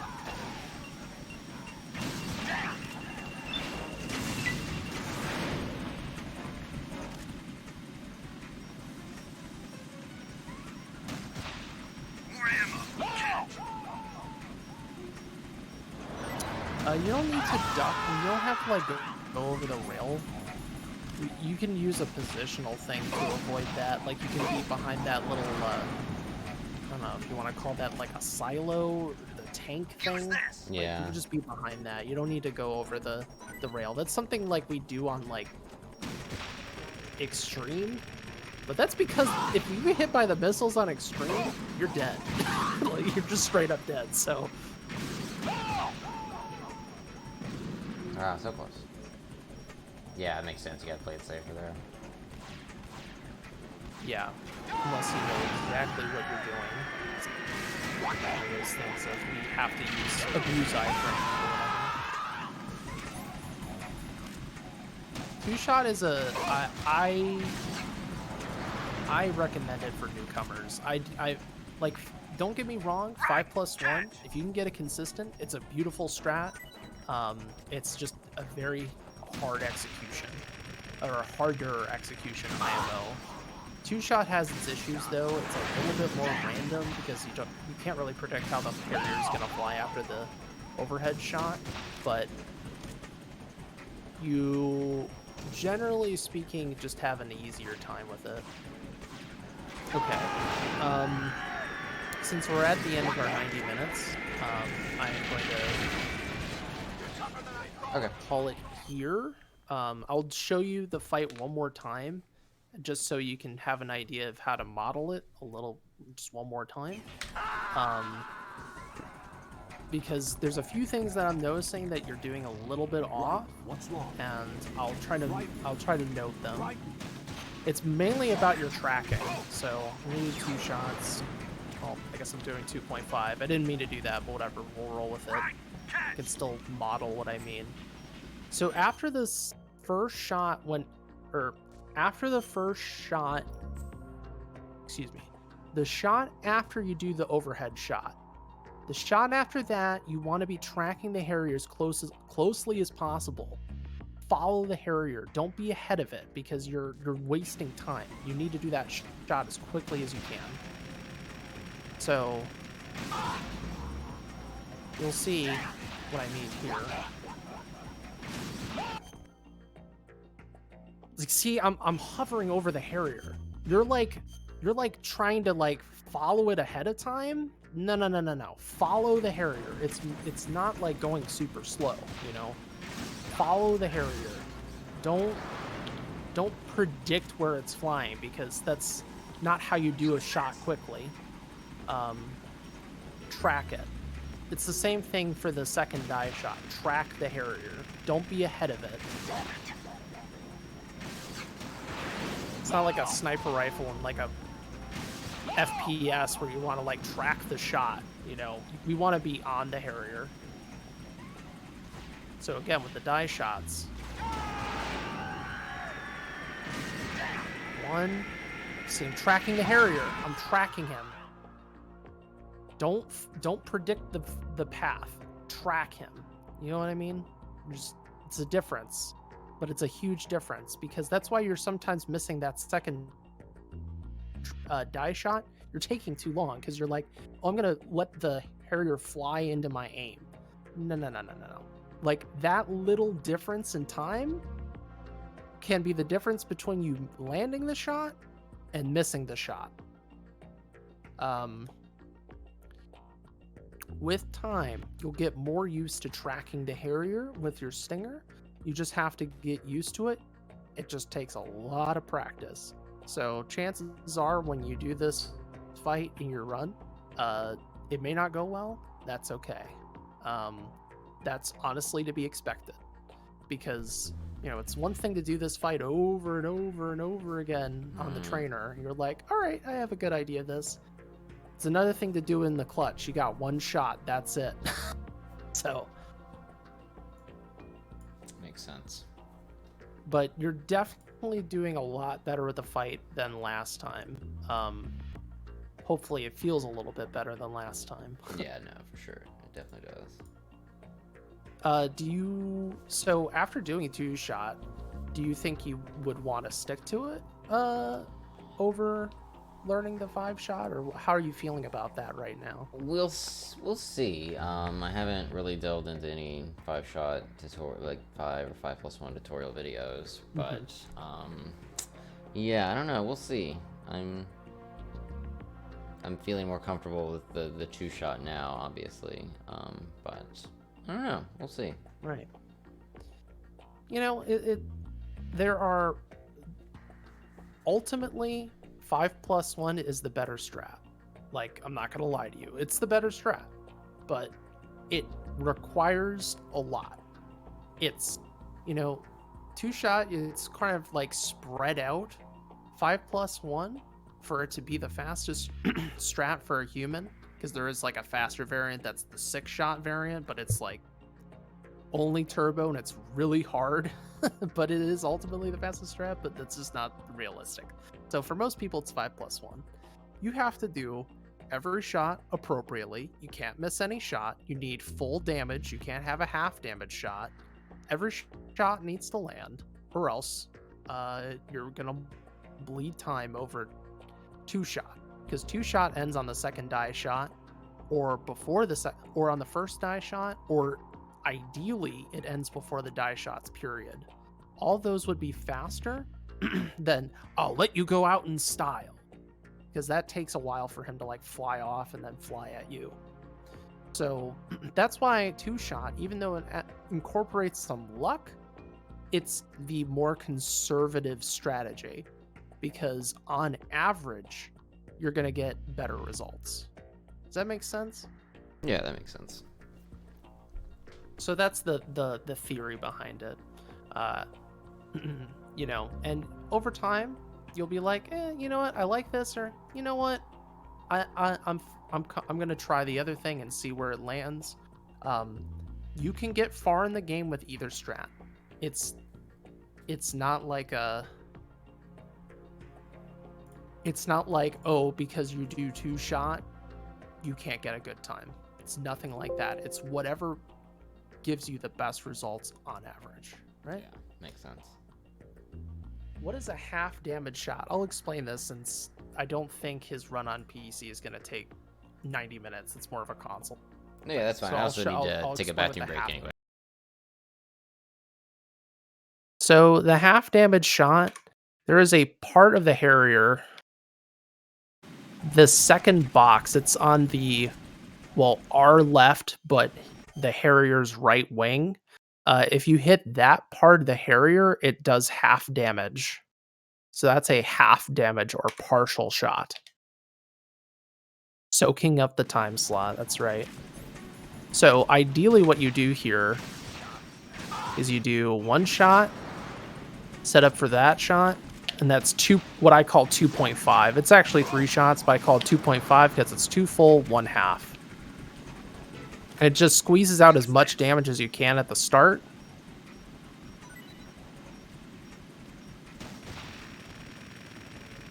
Boom. Wow, I can't believe that missed. Whatever, it still is a... that's what you want to see. You want to see the fight end before die shots on 2.5.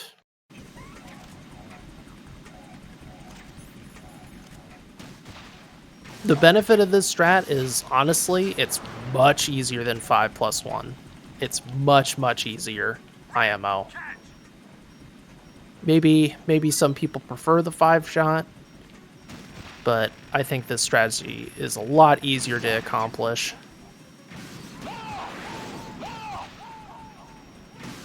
Yeah, no problem.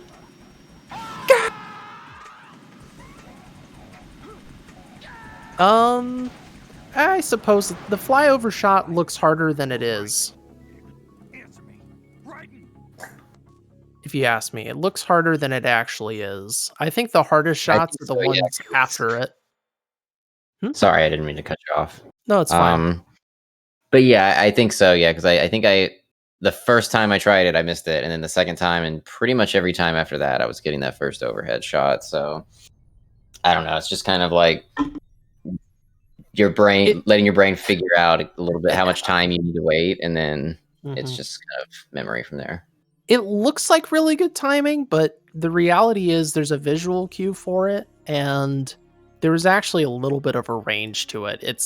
It just I was looks about to really cool, but it's actually not as hard as you think overhead shots with the Harrier. It's just a recognition of timing, if you ask me. And I think Pruf just agreed to that it looks harder than it actually is. For sure. So, okay. Well, folks, we are going to do the second half of I'm No Rookie, as is the tradition on this show. We do 90 minutes or so of education, and then the last part of the run, or part of the show, excuse me, is the run. So we're going to switch on over in a moment. So Prufr0ck can do a MGS2 very easy run on PC. So just give us a second here while we get that all set up.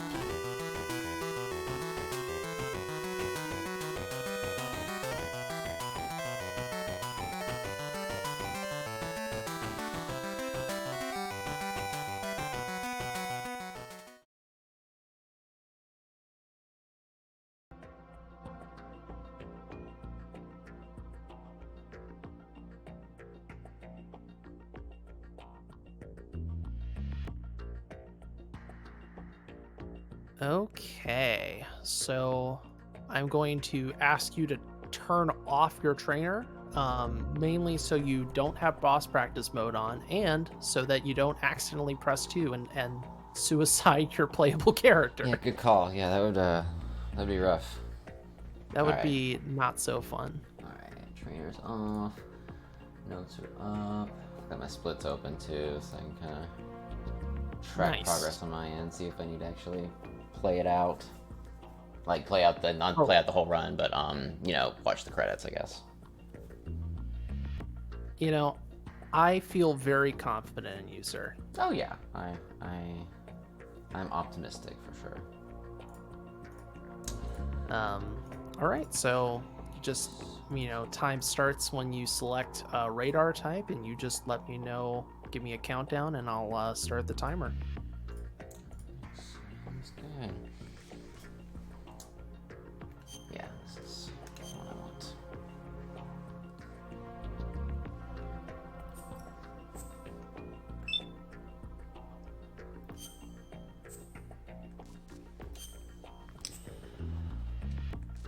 All right, 5, 4, 3, 2, 1, go. Good luck. We're now going into an area of the game we have not seen at all on this broadcast, Tanker. Yeah, it's true. All right, let's look at. Which is fine, given that, we talked about Tanker for like half of our training time last time, so let's see what you got. Oh, bad.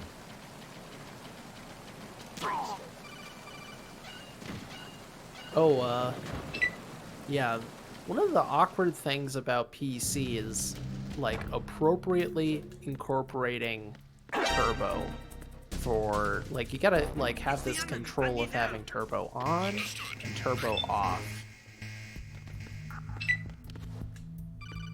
One thing I'd suggest for that guard is hold him up because depending on the timing of that alert, you could have a guard show up and shoot you, and it's really annoying. So I just, for safety, I hold him up because I lost.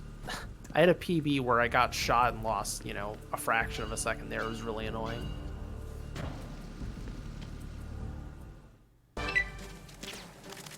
Oh, right side Olga's been giving me so much trouble recently. At least on the PC. Why is that?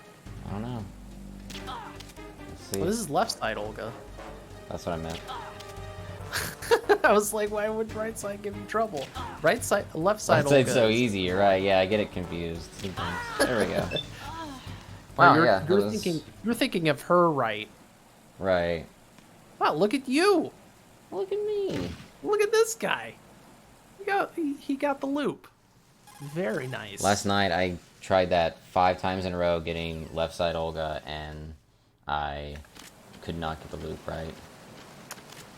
It's weird on very easy. It's It is. kind of random as far as I'm concerned. Oh, do you know about stair gliding? I don't. I was gonna. I heard Joe mention it when I was watching him. JoJo mentioned it when I was watching him do a run recently, and I was like, I don't know what that is, but it sounds interesting. So, do you know about the Dav drop? Yes. So, same concept. You just do that. Yeah, it's the same thing where you have like no weapon equipped. You do that at the start or end of a staircase, and your playable character will still run. Like, instead of doing that like that tap tap tap tap tap like stair climbing animation, it'll be like a full speed step. Interesting.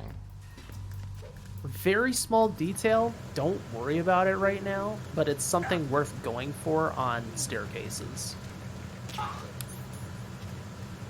And if you forget some of them, don't feel bad, because like there's a lot of like random staircases in this game, so it's kind of easy to forget. Fair.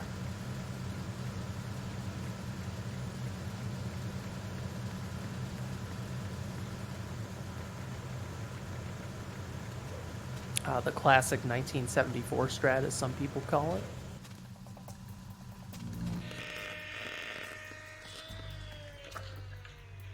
Good roll up the stairs. Obviously, there's a little bit of delay, as you know. So you're probably already a little bit ahead, but Verrazano Bridge checkpoint passed. is that new tech? Yeah, it's pretty new tech, Snow. For the scheduled briefing session with the commandant. You are ordered to continue manning your posts until that time. I don't know how much it exactly saves, but it's like a fraction every time you do it.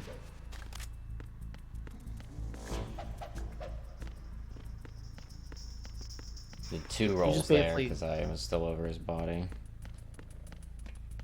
Yeah, you just want to roll a little bit later. Just a little bit later.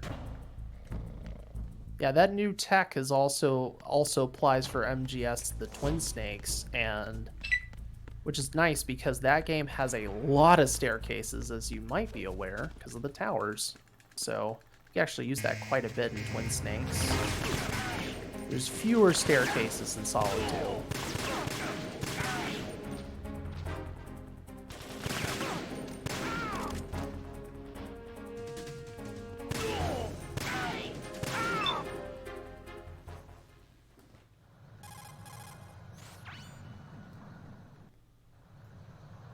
Alright, decent guard rush.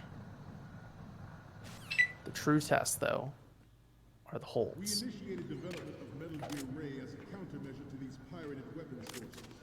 The only thing that can stand up to a Metal Gear is Let's see if I can get this flick. another Metal Gear. There we go. With Ray, the hundreds, if not thousands, Nice of Metal ladder Gears that glitch. exist all over the world no longer. My dude's going for the flick. Wow. Very nice. very, very nice. Uh-oh. Oh, we're fine. Okay. Whew. That's because he learns from the best, young Snow, and by the best I mean runner-up in the VE League. They are all working on deploying That is their own somewhat best, to compete with the US's nuclear but not strike quite capability. best. The world is about to see a swarm of these Metal Gear. Just a little tip there for that second photo. Just aim at like the armpit of Ray. You don't have to like you aimed way to the left. You can just Yeah. aim at the armpit Okay. after the Marine logo. Oh, I'm gonna see if I can beat the save boss. The Marine It's important. Oh, I lost.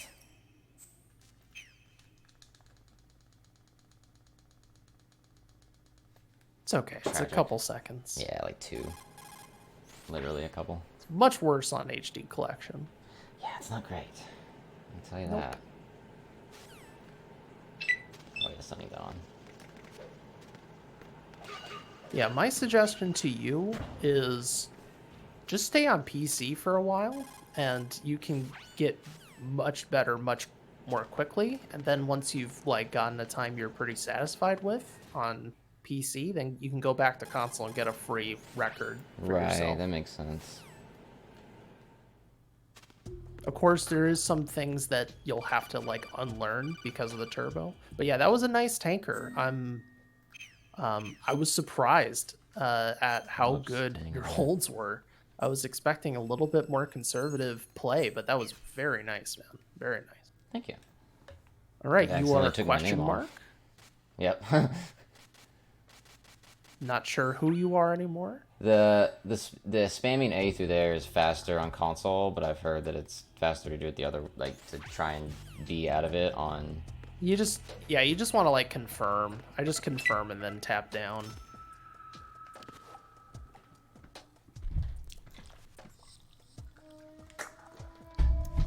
I need some more water. Should have refilled that. I'm under attack. No, my Stay camera's on not on. the You come in here. While we're taking a break here, folks, I want to remind you that you are watching twitch.tv/Metal Gear Speedrunners. This is your premier place for Metal Gear Speedrun content from the Metal Gear Speedrunning community. If you haven't followed this channel already, you should totally do it for all Come on, kinds of wonderful Metal Gear content. Oh, thank you for the raid, Joe. You came just in time, folks. Oh, you just did something very interesting that actually lost you a little bit of time. Do not go prone on that elevator. Oh. I was afraid of that. Because, yeah, so when you go prone on that elevator, the you are taking a little bit longer to get to the cutscene trigger. Interesting. So you lose a little bit of time. It's actually the same way in Solid 1. The elevator in the doors- docks. You don't want to go prone on that either. Right. Most doors, it's like, you want to be doing that for, but apparently not elevators. Okay. Yeah, for the doors you do that, but not for the elevator, because it's the load zone is above you or below you, right? In an elevator. Well, for those, Back like cargo. the dock elevator it is. I had to throw that in there because you did something that a little bit interesting. You don't want to cartwheel that guard like that. You want to trank him and then cartwheel past him, because like the way you did that, you could have just turned more tightly around the corner. A really small thing, but just a little tip. I'm gonna start giving you some more like nitty-gritty tips since please you've do. gotten a little bit more used to the run. Obviously, the first time you ran this, I wasn't gonna be like, well, if you angle your movement just a little bit like this, you would save like 0.3. We weren't doing that then, but now you're getting a little bit more comfortable. Thought about As I grabbing those mentioned to you shafts, but then I before, realized I didn't need 'em. Fewer cartwheels is generally the better play. I've seen you play. I've seen your cartwheels. What's that supposed to mean? Hey, my PB, I actually took some things very conservatively and did fewer cartwheels. Fair. Just throwing that out there. Okay. My fastest time, I didn't do. Look, there's some really goofy crazy cartwheels you can go for in this game that do save a lot of time, but they're very precise. Those aren't the ones I'm talking about. I'm just talking about like general movement stuff, not the, as Apache calls them, the aerial stereals. Right in here. Oh, come on. Oh, I'm done. Forgot I had to take turbo off for coolant. Yeah. A little thing there, when you go into this bathroom, don't go to the mirror. You know that little, like, dividing wall? Hug that dividing wall, essentially, and you can just, like, turn around the dividing wall and spray the bomb from there. You don't have to, like, go towards the mirrors. Gotcha. I didn't even know about that until I watched Limes do it. I'm like, oh, you don't have to go That was bad. You don't have to go too far. It's the little things, folks. It's the little things. There for that guy, like, just turn around the corner. Don't trank him. Just hug the corner. You don't need to, like, cartwheel trank or anything like that. You just, as long as you, like, hug the wall, he won't shoot you. So.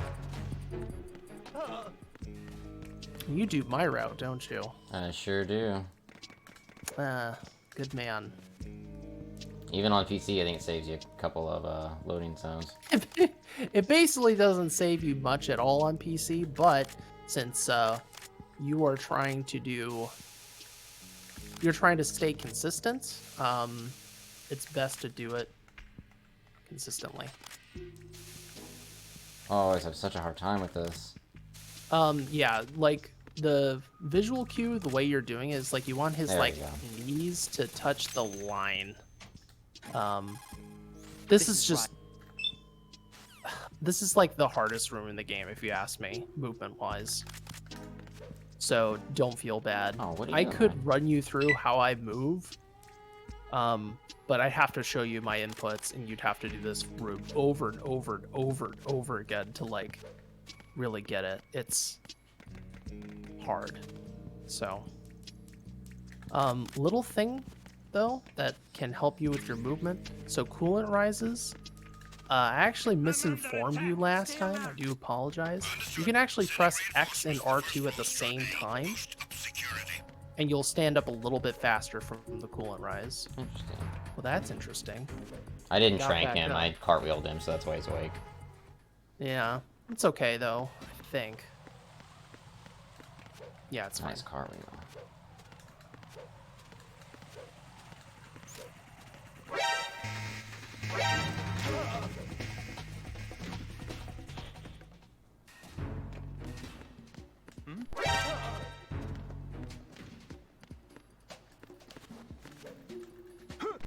Very nice. Who's there? Love doing that.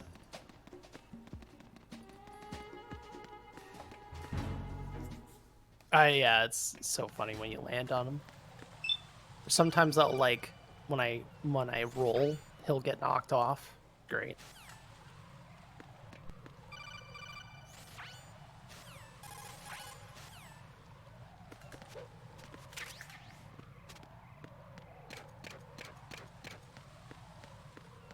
I could have cartwheeled there, for sure.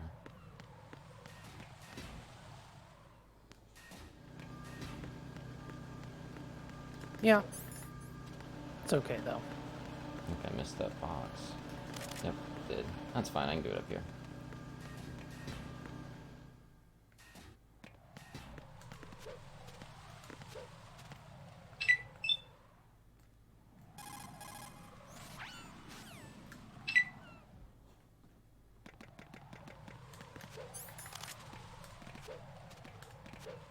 Excuse me.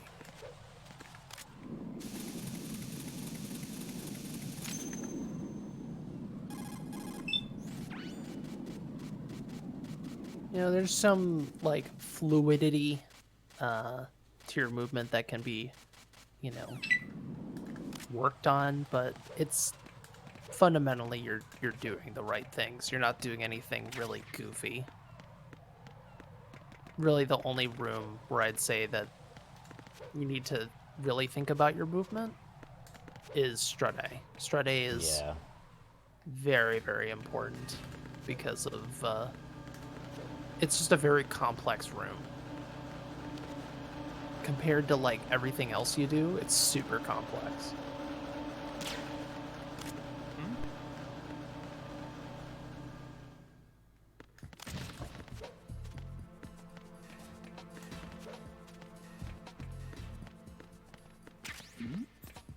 Who's there?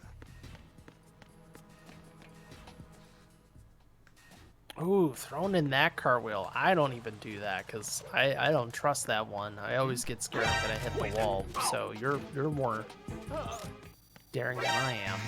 The one going to the pantry.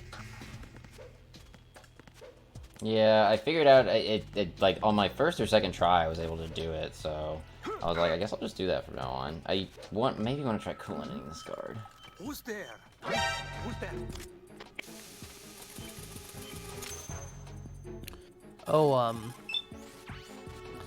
not going to be able to necessarily teach them to you right now, but there is some interesting box strategies that you can go for because of the box. Oh, it really helps with chaffless, I know, because when I can't get those ciphers there on that bridge, keeps you from getting shot. And yeah, exactly. And that turn, you know that turn right after Fortune with the claymores? Your turning is better in the box, so you can like turn along the fence, if that makes sense. Right. And you should never hit the claymore as long as you're not going super wide. It's the enemy. I need help. When you're just like in your normal state without the box, you're more likely to hit the claymore because the turning radius is larger. Oh, don't go this way. You want to go down first. What? You're adding extra steps. It's like one of the first like weird movement things I've seen you do that were a bit odd. I thought you want to go down then right, not right, because like the way you did it, you went right, down, left, whereas what I do is I go down, right. Gotcha. Other thing, between that like load zone, after the parcel skip, the conveyor belt skip, whatever you want to call it, hold the angle you're going to go into because you'll start moving immediately, and then like tap L2 immediately as well.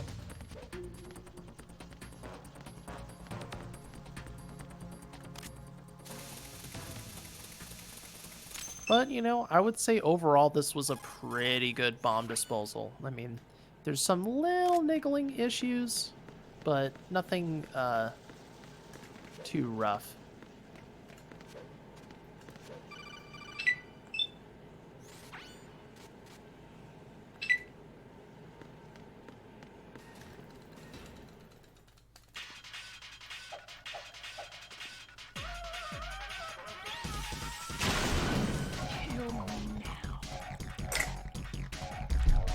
And I want to have M9 on at the end of this fight, right?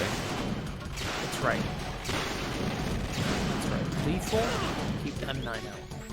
Got it. So excited. We're finally getting to something we practice. No pressure. It was the first thing we practiced as well. No. Barrel for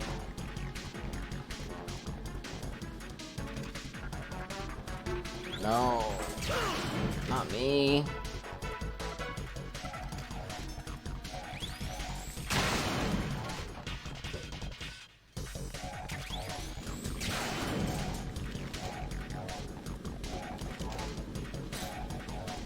Not going the way I wanted this to.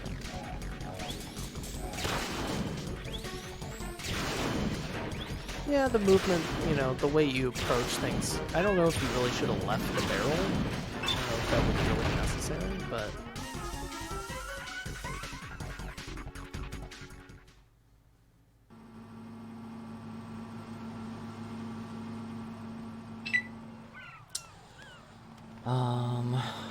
I might grab these chefs.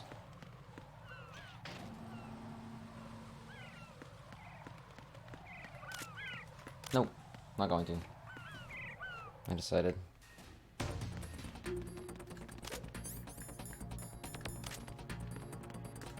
Oh wait, I need the M9 because I wanna. I guess I could just get shot. Yeah, it's not worth it.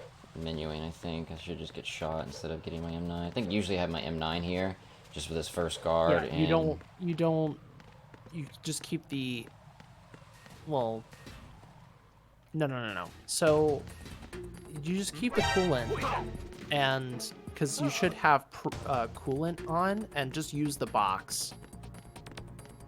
You don't need to do any funky stuff with the guard. Ooh. Wow, I'm surprised that worked. That I didn't get kicked. I know, right? I get kicked every other time. That is incredible, actually. I didn't even know that was possible. He should just kick you. You got what I would consider to be extremely lucky, and by that I mean you were very precise. It's my cartwheel, man. It's that lot of practice I've been doing. You're just a professional at that. I would not rely on that, though. No, I would use the box to just keep on moving after he shoots you, and then just run by. That's what I would suggest. Can I get a fast bomb here? Yes. There's actually 2 ways to do fast bombs. I prefer the right side now. I used to do the left side way. It's just, again, like, certain position, and I don't think you want to go prone here. You want to go crouch. Gotcha.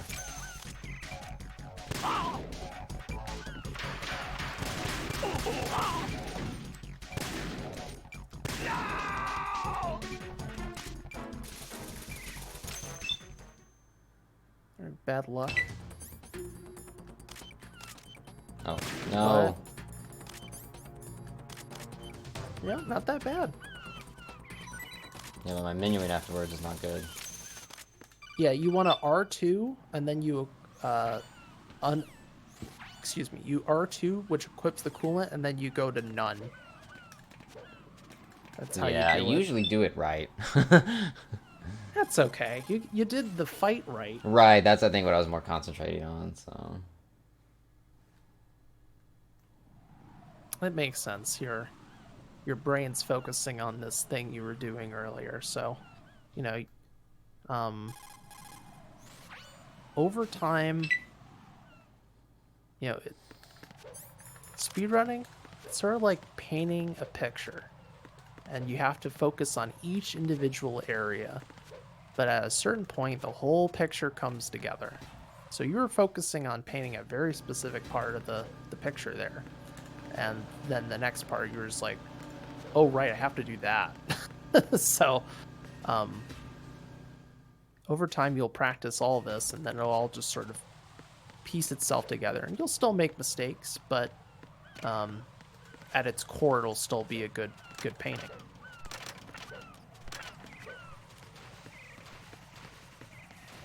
There is my artistic analogy, folks.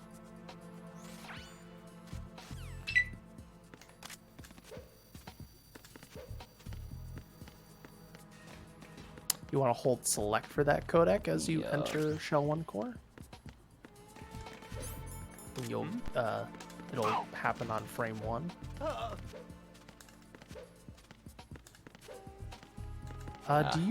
What strategy do you use in B2? I've been using Claymore recently. Nice. Okay. So a little time save for next time is you want to equip your Claymore from your coolant. It's just a little menu time saver. So you'll have coolant on your previous. It'll save you a menu. It's like after Fat Man, you coolant, Claymore, and then after you pick up the AK, you go Claymore AK. Return to your positions. Increase security. Understood. Reinforcements are on their way to the front of the elevator on B2 of the Shell 1 core.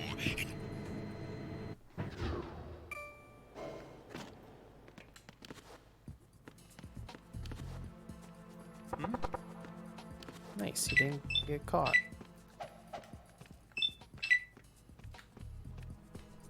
slow guard. Yeah, you gotta get to that wall.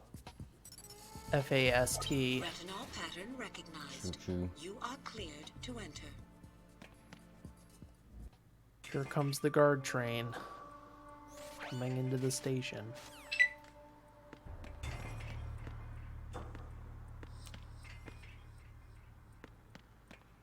Did I pass him? No. Reporting no problems in the hall on B1 in the Shell 1 core. You did pass him. God damn it. Get with me. This is why I like pause buffering. Because you're not just like flying off the handle. He's in southeast. Yeah. Thank you.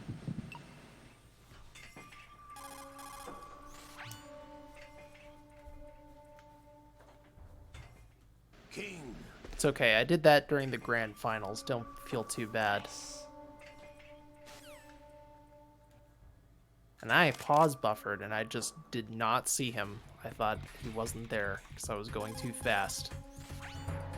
It's a real problem.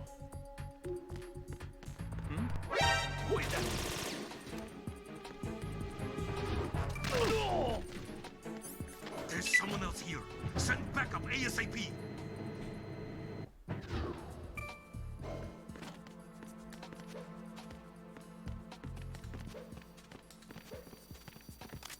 Alright, we're coming closer and closer to Harrier.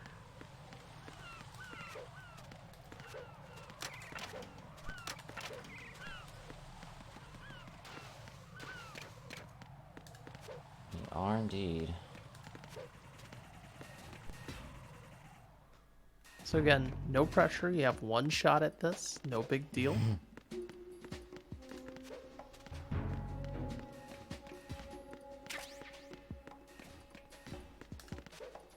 And that's the idea, right? Malefic Medic. That's the idea. It's all gonna pay off. But if it doesn't, that's okay, because sometimes... Oh, it will in the future at least. Maybe not for this run. but- Yeah. Yeah, exactly. Exactly. You have a foundation.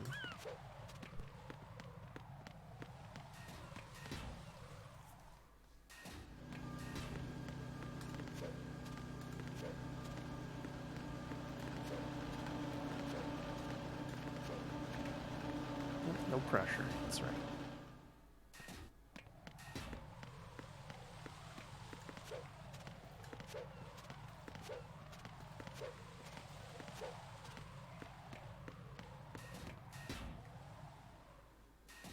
So yeah, just to review, want to lock onto the Harrier before we fire at it. Try to track the Harrier, don't aim ahead of the Harrier. Use the visual cues of the clouds to position your aim. Don't ever pause while you're firing. That's a bad idea. And don't use turbo, because I don't think you like turbo there, which is totally fine.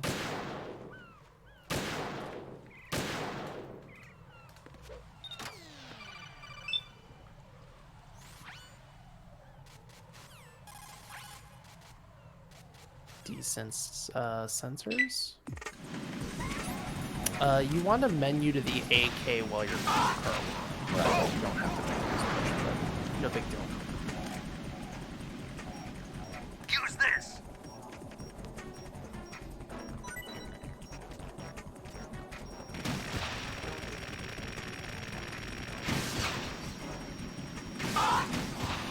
What the? What the? Oh, that hit him. Let's go.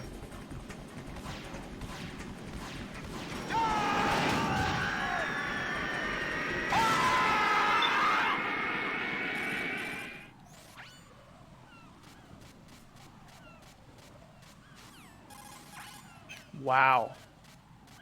Great job. Thank you. Now watch me fuck this up. Jack, what's going on? Answer me. Yeah, it's just, Jack? I don't know. I think on console it's just a slight little bit more of a delay, and so when I do my cartwheel there, it, you know. Well, you've now entered the you've really entered the club, and that club is having a perfect Harrier and then immediately falling, Yes. What a which has club. happened to plenty of people. Oh wait, no, I can't roll over this though. I Did need it to on equip my purpose. M9 at some point. Oh, you have the optimized field of view on. I personally keep that off because it makes the field of view here really awkward. That's a setting on PC, and it's like, you see how like his legs got cut off in the previous room? I don't like that. I keep that setting off because it's just...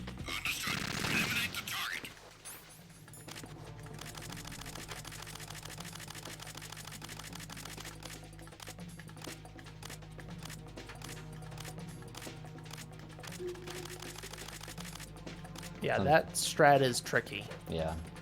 Something that's funny is that I still got a rainbow shell 1-2 bridge, even with that mess up. So that means even in my PB I did that. So There you go. No time lost, no time gained. It does happen. It does happen. Prufr0ck is right. oh no, forgot.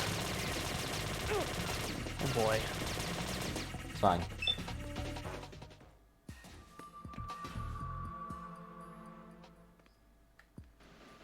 Please don't make me be in box when I come out of this.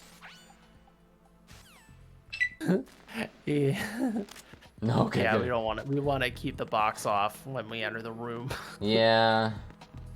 That's okay. Kind of had no though. choice because like my quick thing was a scope, so I forgot to menu to the box earlier.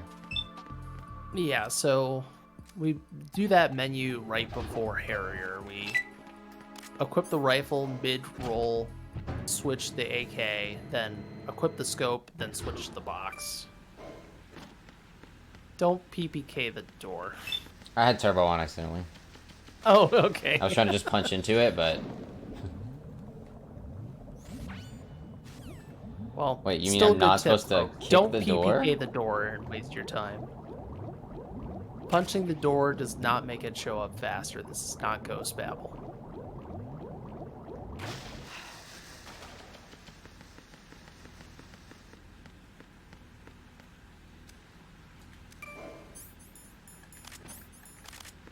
Fun fact, Prufr0ck was like, he was asking me about learning swim glitch. I'm like, don't worry about that. It's like, no, we're not doing that tonight. That'd probably be the whole hour and a half. No, I could probably teach you it in 30 minutes, but I can't guarantee you will be able to do it in 30 minutes. That's the problem.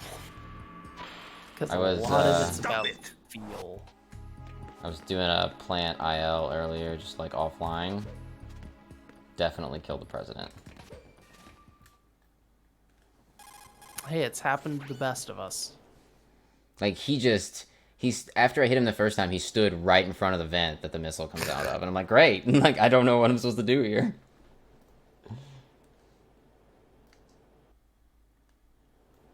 That's great.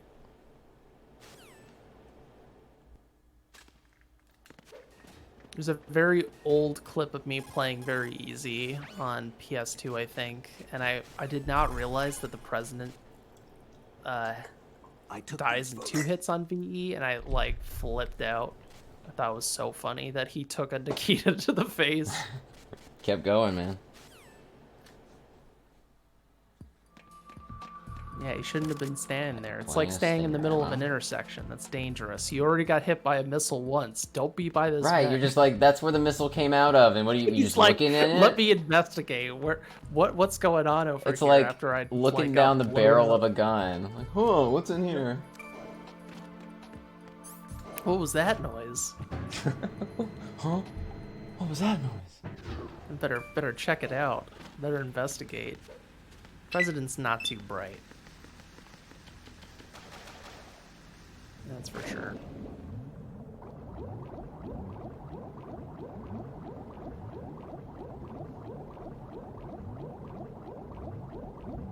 How much does swim glitch actually save? Like if it's 1 or 2 cycle, it's like what, 18 seconds? 30?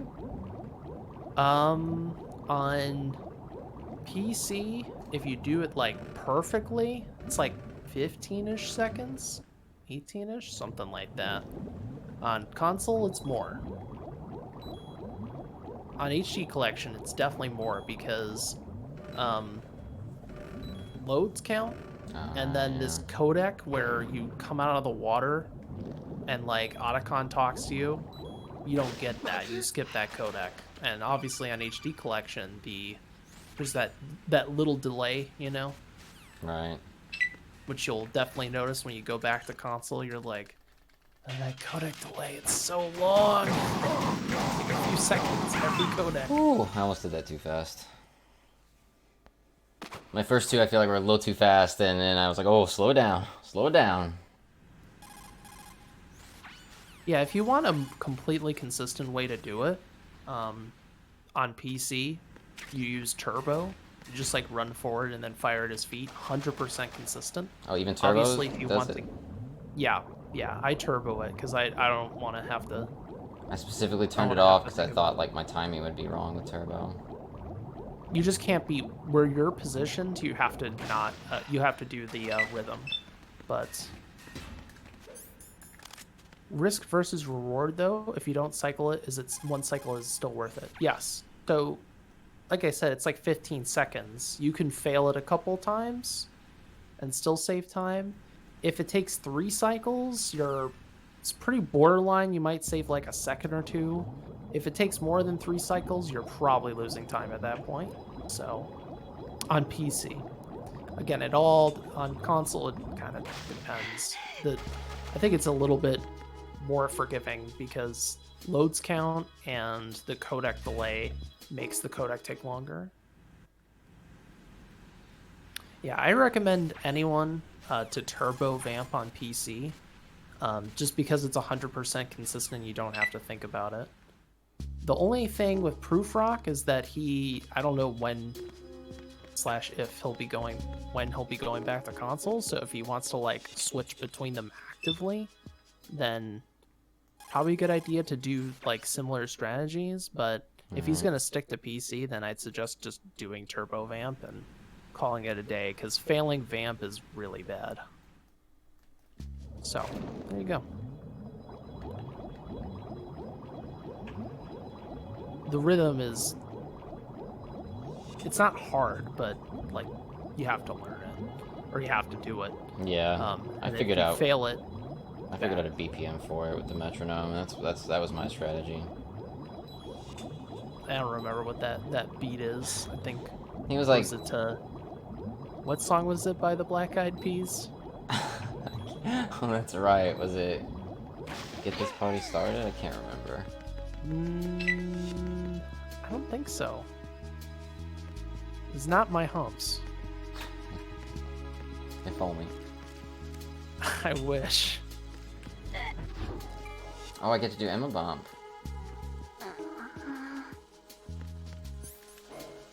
Hello, Sparklets.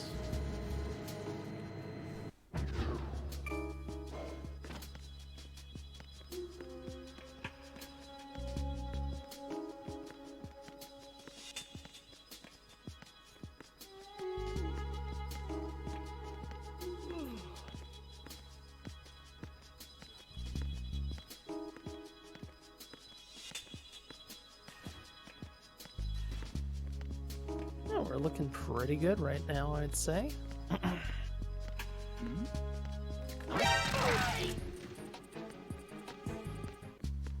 Maybe I'll open up my PB and I'll tell you, based off of the RTA, how far behind you are, just so you have a sense of how well you're doing, because I think you're doing pretty damn well right now.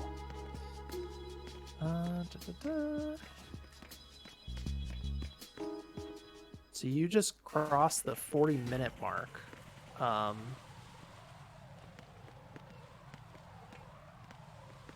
So you're about...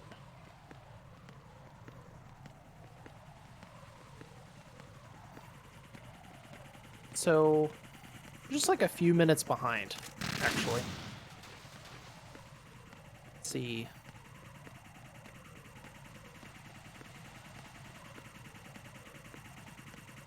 744.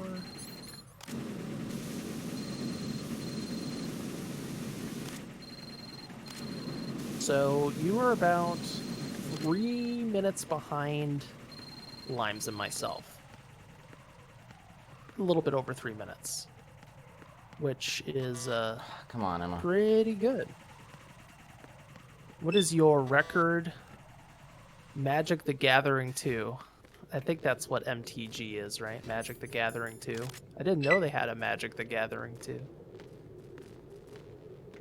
Sorry. No, you're fine. I don't know who you're asking, Alex. Oh, he's dead. Okay. Must have got him in the groin. I think. No, Well, he's not. Prufr0ck, what is your record for Metal Gear Solid 2? Oh gosh. Oh no.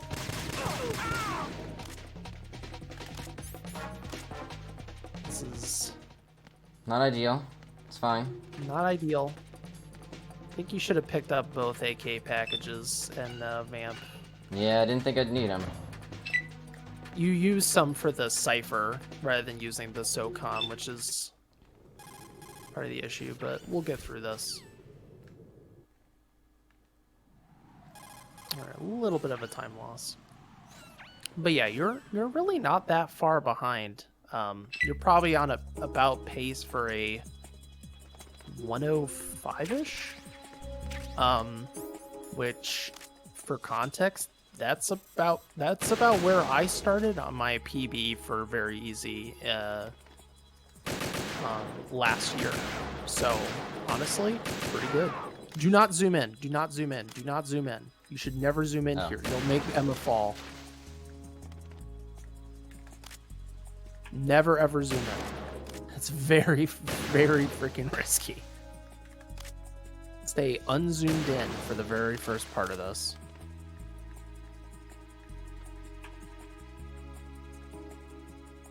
I don't know if she fell over because I'm not listening in because I would hear myself. Did she fall over? I didn't hear her fall over. Okay. Consider yourself lucky. Do not zoom in.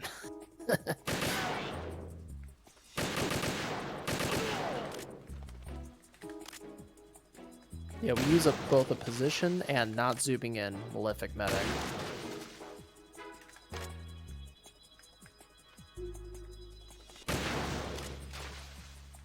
Okay, I'm going Now I to think trust I'm that you good can for handle 90 yourself seconds. well here. Yeah. I'm going to go use the restroom, and you can just hang out with chat.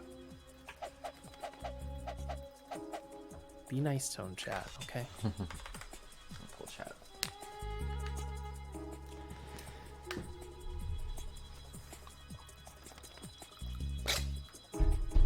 Whew.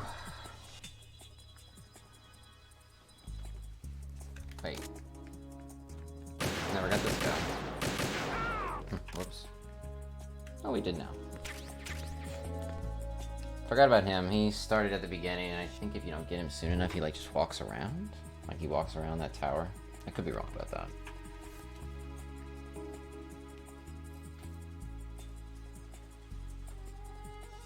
And I'm pretty sure we'll have some time save here because I'm almost positive on my PB that Emma fell at least once. Yeah, I can see chat. What's up, medic?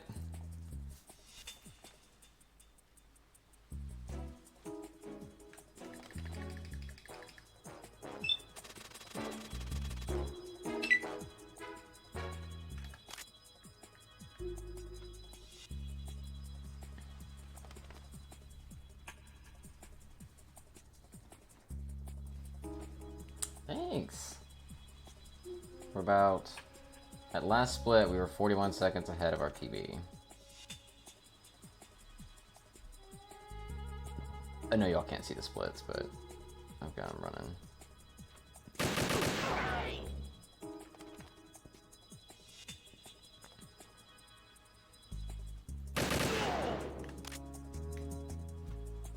There's that cipher. Now we get another 90-second break, and then we have one more cipher that's going to come out from level 2 there.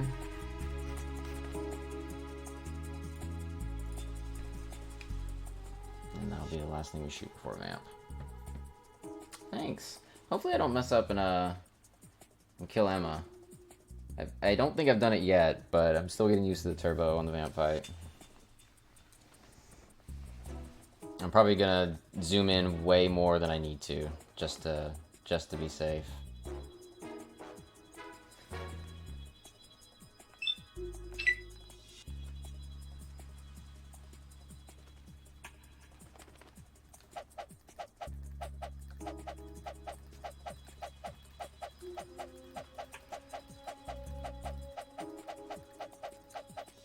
Practicing my liquid for MGS1.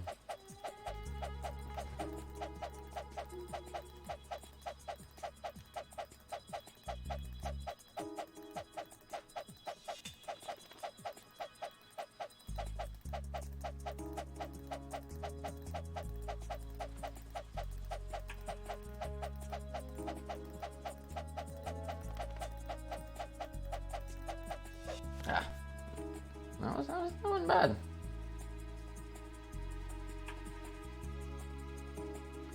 Right? Who knew that standing around waiting could go so fast? How's it going, Cole? Alright, I'm back.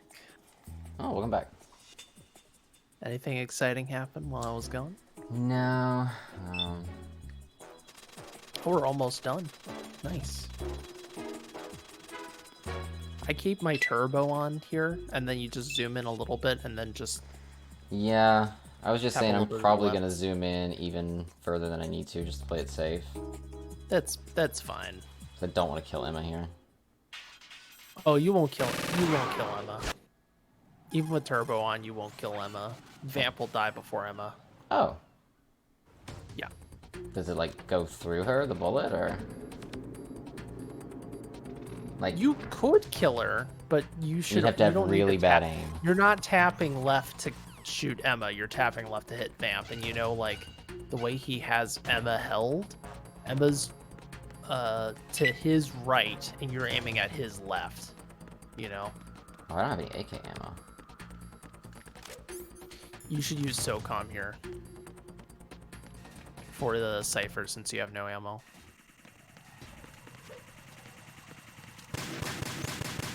You do not have much SOCOM ammo either. That's okay. Ooh. I'm gonna have to first-person view it. Oh boy.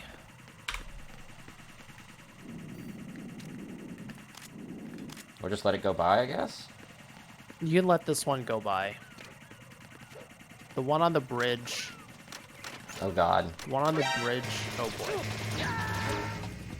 Yep. Once I remembered to shoot it, I was too far close to it, and I was like, yeah. Answer me, Jack. If you had the box equipped there, you would be able to keep on running, but Ah, good point. yeah.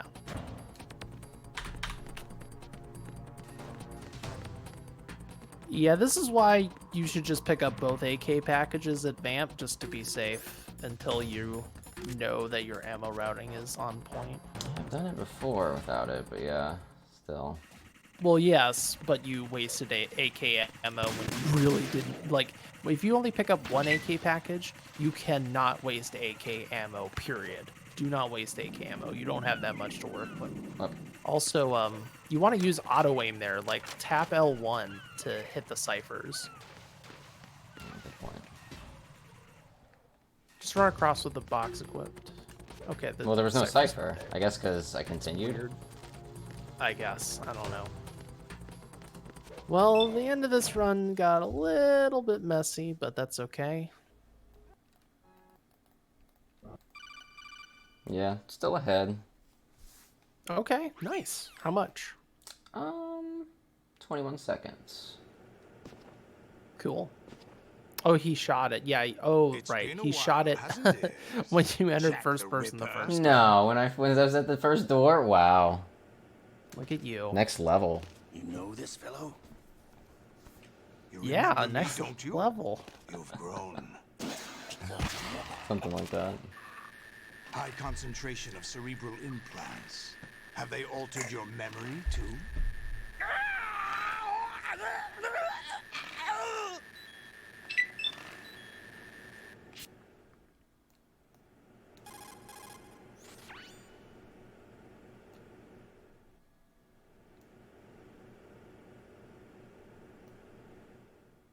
Olga, you can't keep this up. They're bound to find you.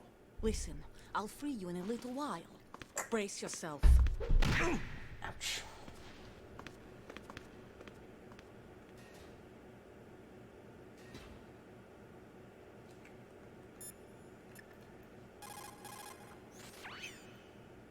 So I had an idea for a very funny meme, but it didn't work. I'll tell you this and everyone in chat. So I wanted to record a video with the trainer, and when when Olga punches you, you die. She's like, brace yourself. You press 2, you just die. It doesn't work. I was really annoyed. There's somebody there. So she like punched you so hard. It was like One Punch Man, One Punch Woman. She just freaking destroyed you. It's like, man, I think I overdid it. Oh, I have awesome. him. I need some backup gear. Ugh, okay. Well, My suggestion here, and you can work on this later, I was gonna punch him. fortunate, is to punch that Tengu, because punching the cartwheel in him. Tengu will set up the cartwheel. Also, whenever you approach a Tengu at this point, you need to punch them, then run through them. Punch them, cartwheel. Yeah, I tried to punch that first Nope. one, I just didn't. Haven't quite got the range down.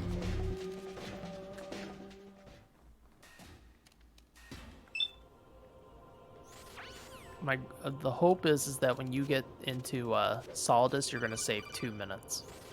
I'm not gonna save that much, but Hey, you never know. still ahead, but only a half a second. Nice. Well, not really, but at least you're still ahead. Right?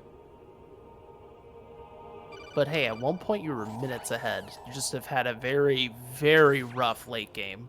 Right. After basically the very end of the MS score, things started going downhill. So, but everything up to that point was actually really smooth. I should not have mentioned what your pace was compared to me. That would clearly cursed you.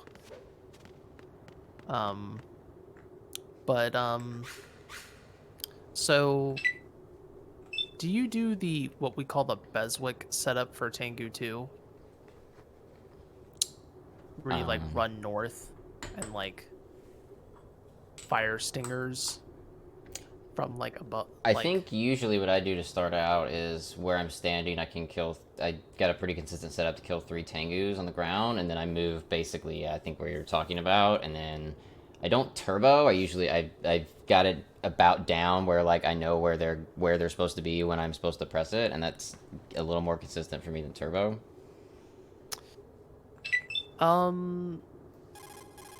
Yeah, I was a little bit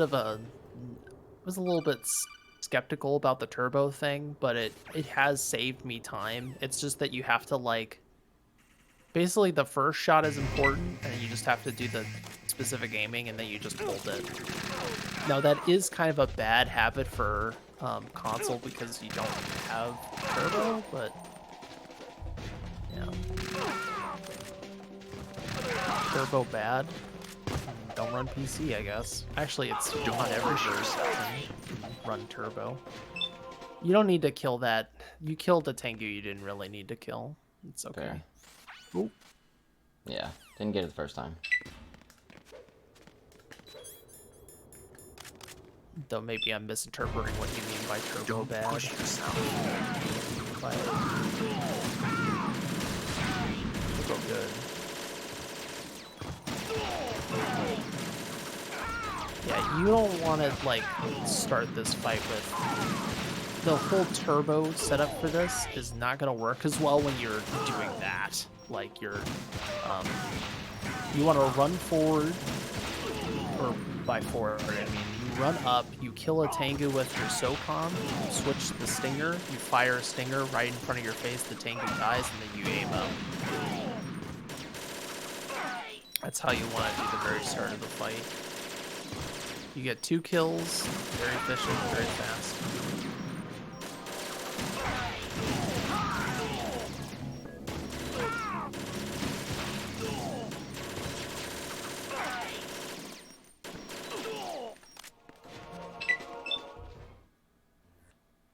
Your timing is good though, so good job on that.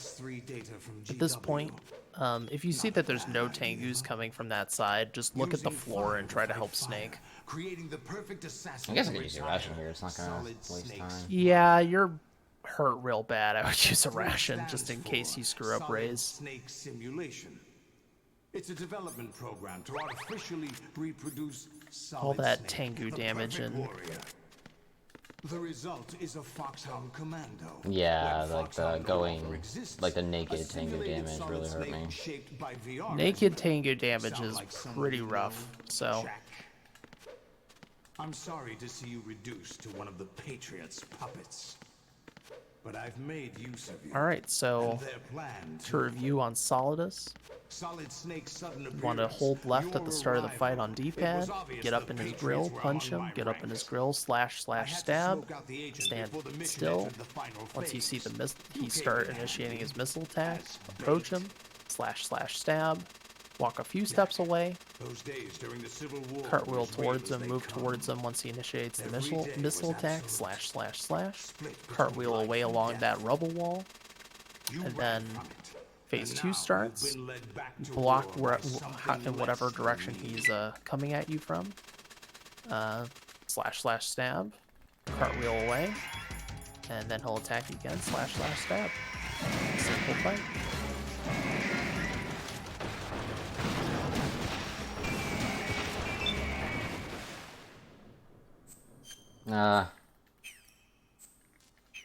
Say Are boss. you awake yet, Jack? Oh, luckily say boss is The on my arsenal solid split, AI is so corrupted beyond repair. I admit that I underestimated There you go. I won't even remember that.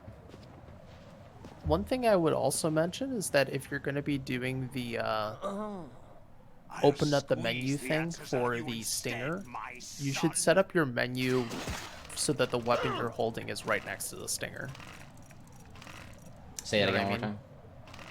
So like when you do that holding R2, or not R2, right trigger, you know what I mean, for equipping the stinger for raise, What do you hope to hear? you should have your menu, so, like have the weapon you have equipped so it's right next to the stinger. Because you have it on SOCOM. I don't Gotcha. remember what the weapon is right next to the stinger. Nikita. Yeah, so you'd have, yeah. So you'd have the Nikita. You'd equip the Nikita, and then you just tap left once rather than going through multiple menus. Makes sense. Again, really small efficiency things, but hey, you know, reducing menus, very good.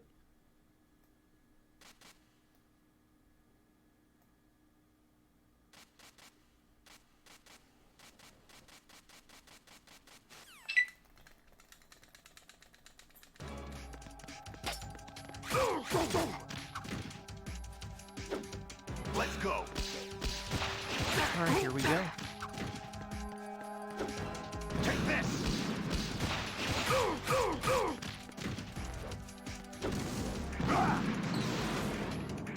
Good work, Jack. But this is where it gets interesting. Nice short dash.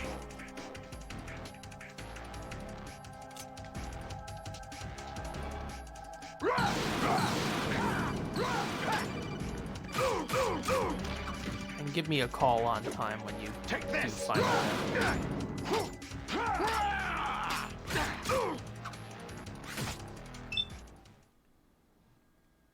That should be time. Do you remember this place? I didn't know if it was right after Solidus or after the cutscenes, but That's This is where we first met. RTA we split I on remember now. final hit of Solidus, so Today is maybe the a day I second less. met you. it's That's it. yeah, it's all Yeah. good. Did you get a PB? yeah, so Solidus split was ahead by 19 and a half, so. Well, there you go. And if the math's right, that should get me just barely below 108, like a 107.55. Well, considering I think I what found happened something to near your pass end along to the game, future. What? that He said all living it's great that you things still want their saved time in chance the to end, belong. and Are you it's all talking about thanks the to baby? I'm no rookie. The It's true. Solidus Genes are the practice only paid thing off. to pass on. There are too many things that aren't written into our DNA. Yeah, I really It's up to appreciate you. us You had to me on here teach them Very today to and our nice. teaching me children. more Very stuff. nice. What kind of things? Mute him GS2 there. Drop it like it's hot. GG to Prufr0ck. We'll sit through credits here so we can see that sweet, sweet PB. Yeah, so we have some time to just kind of discuss and commentate how you felt about uh, this session. Maybe if you have any questions, burning questions that you got while running the game right now, anything like that. Let me think. Nothing that really comes to mind. But you can subscribe months in advance? Apparently, I just tried it and I was like, oh, it'll save me $5 if I just do 6 months in advance. So I'll do that. It's only like $25, I think. Not bad. It's basically like, yeah, you subscribe for 5 months, get 1 month free. That's new. Interesting. Well, Yeah, thanks I'd for never seen it before subscribing either. tier 1 for 6 months in advance. Oh, somebody got bought it for a link. Do you guys post your runs on speedrun? Sorry, Base Snake. That's I don't actually know how to provide permission. We haven't edited that for Moobot. His run would not be first I place don't because think. that is a real-time split, Base Snake. We go till the credits, which will give him his actual time, and the credits count towards your time. So no. Yeah. This is not world record.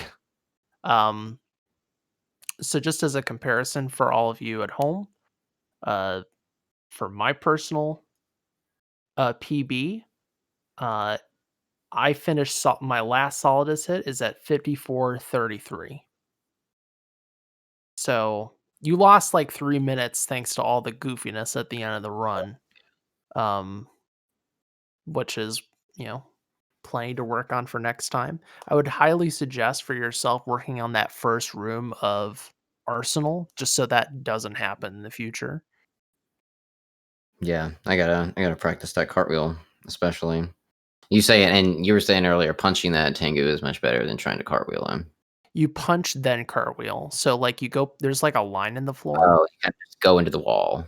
Yep. Well, you don't go on the wall. You punch him and then you cartwheel so you don't roll.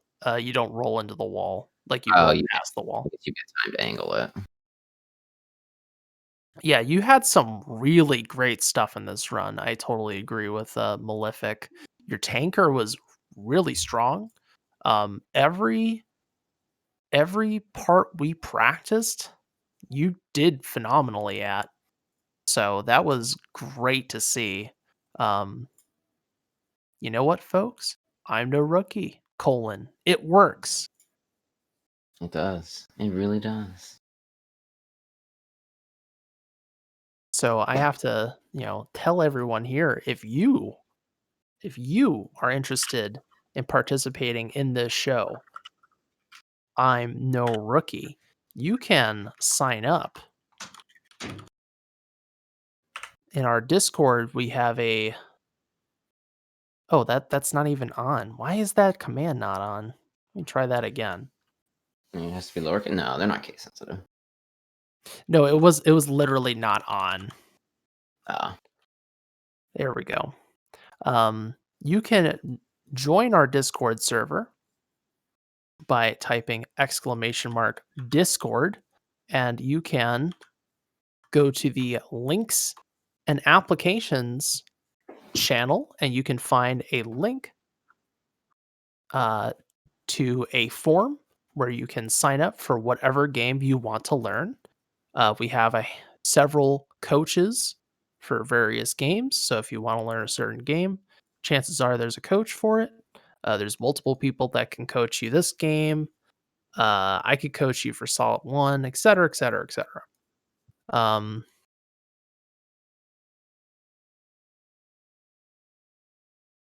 The fake links. Yep, it's the fake links. Yeah, so that's really cool. What else? So, do you have any goals in mind for PC? Are you gonna stick to PC for the near future? I'm not sure. I kind of want to go to console and try and see if I can get world record back there. Um, on VE. I was also doing some like easy and normal runs on console. I was toying with those for a bit. Um, so yeah, I don't know. I might stick with PC. It's definitely easier to switch to as opposed to, like I said, I think I mentioned this to you this earlier, just having issues with switching to my console midstream, and Right, right. I don't Capture like it card much. problems. Yeah, So it would PC just is just PC. more convenient, right? On a lot of different fronts. So, um, it helps a lot, in my opinion.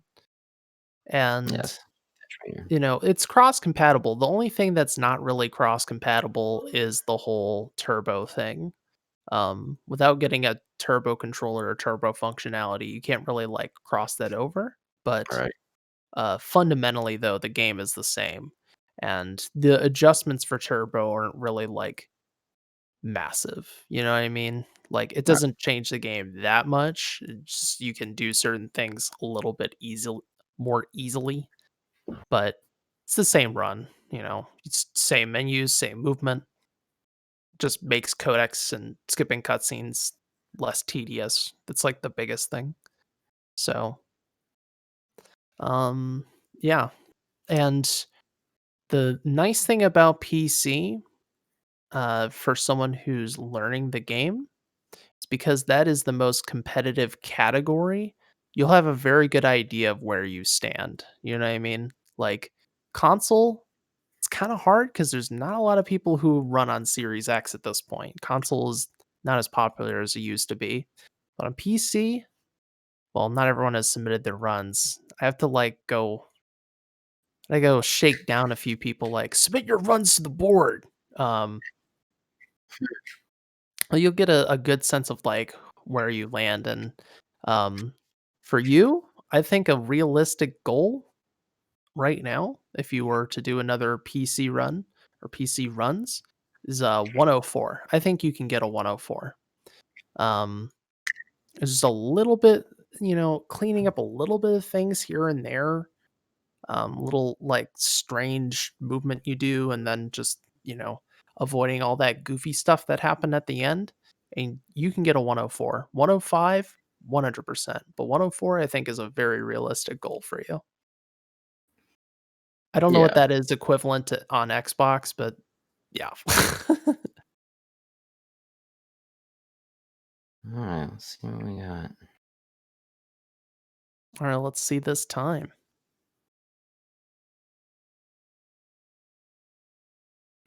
107.58, just barely under the Just 108. drawn that 107 by the skin of your teeth, but hey, two continues, 107.58. GG. Yeah, GG. Thanks for helping me out. Yeah, it was fun. Session 2, and I can definitely tell you have improved quite a bit over. I think we did episode 16 about a month ago ish. So just in 1 month, you've All right. improved a lot. So I want to wish you congratulations on just that progress. It can take a while to like really get used to something, but I think you've gotten very comfortable at this game. Um, and even just tonight, like you did really well with all the things that we worked at. So well done. All right. I feel like my fat man, my Harrier, and things that we worked on tonight. Yeah, like it showed there. The other stuff is just a matter of doing it more and getting that muscle memory built. Exactly. You're solid as save your run. Oh, yeah. Absolutely. That is very nice. Well, folks, that is going to conclude this broadcast of Metal Gear Speedrunners. I'm No Rookie, episode 17. I stream on this channel every Monday night. So if you like what you see, you like my style, please check me out every Monday night on this channel and follow this channel if you haven't done so already. And of course, where can we find you on Twitch, Pruf? Oh yeah, I dropped it there in the chat. Because yeah, I think the extra K sometimes gets people, and they can't find me. So yeah, I've got it there. I think I'll be on Thursday. Probably doing some more MGS2 stuff. I might end up playing some Ace Attorney. Who knows? But probably some MGS mixed in there at some point. It threw me off because I put single K on the link for the Moobot. So make sure to Mm. follow Prufr0ck with 2Ks, not 1K, 2Ks. Yeah, I prefer the 1K for the handle, but you know, someone already took it. Wow. Yep. Unreal. These thieves.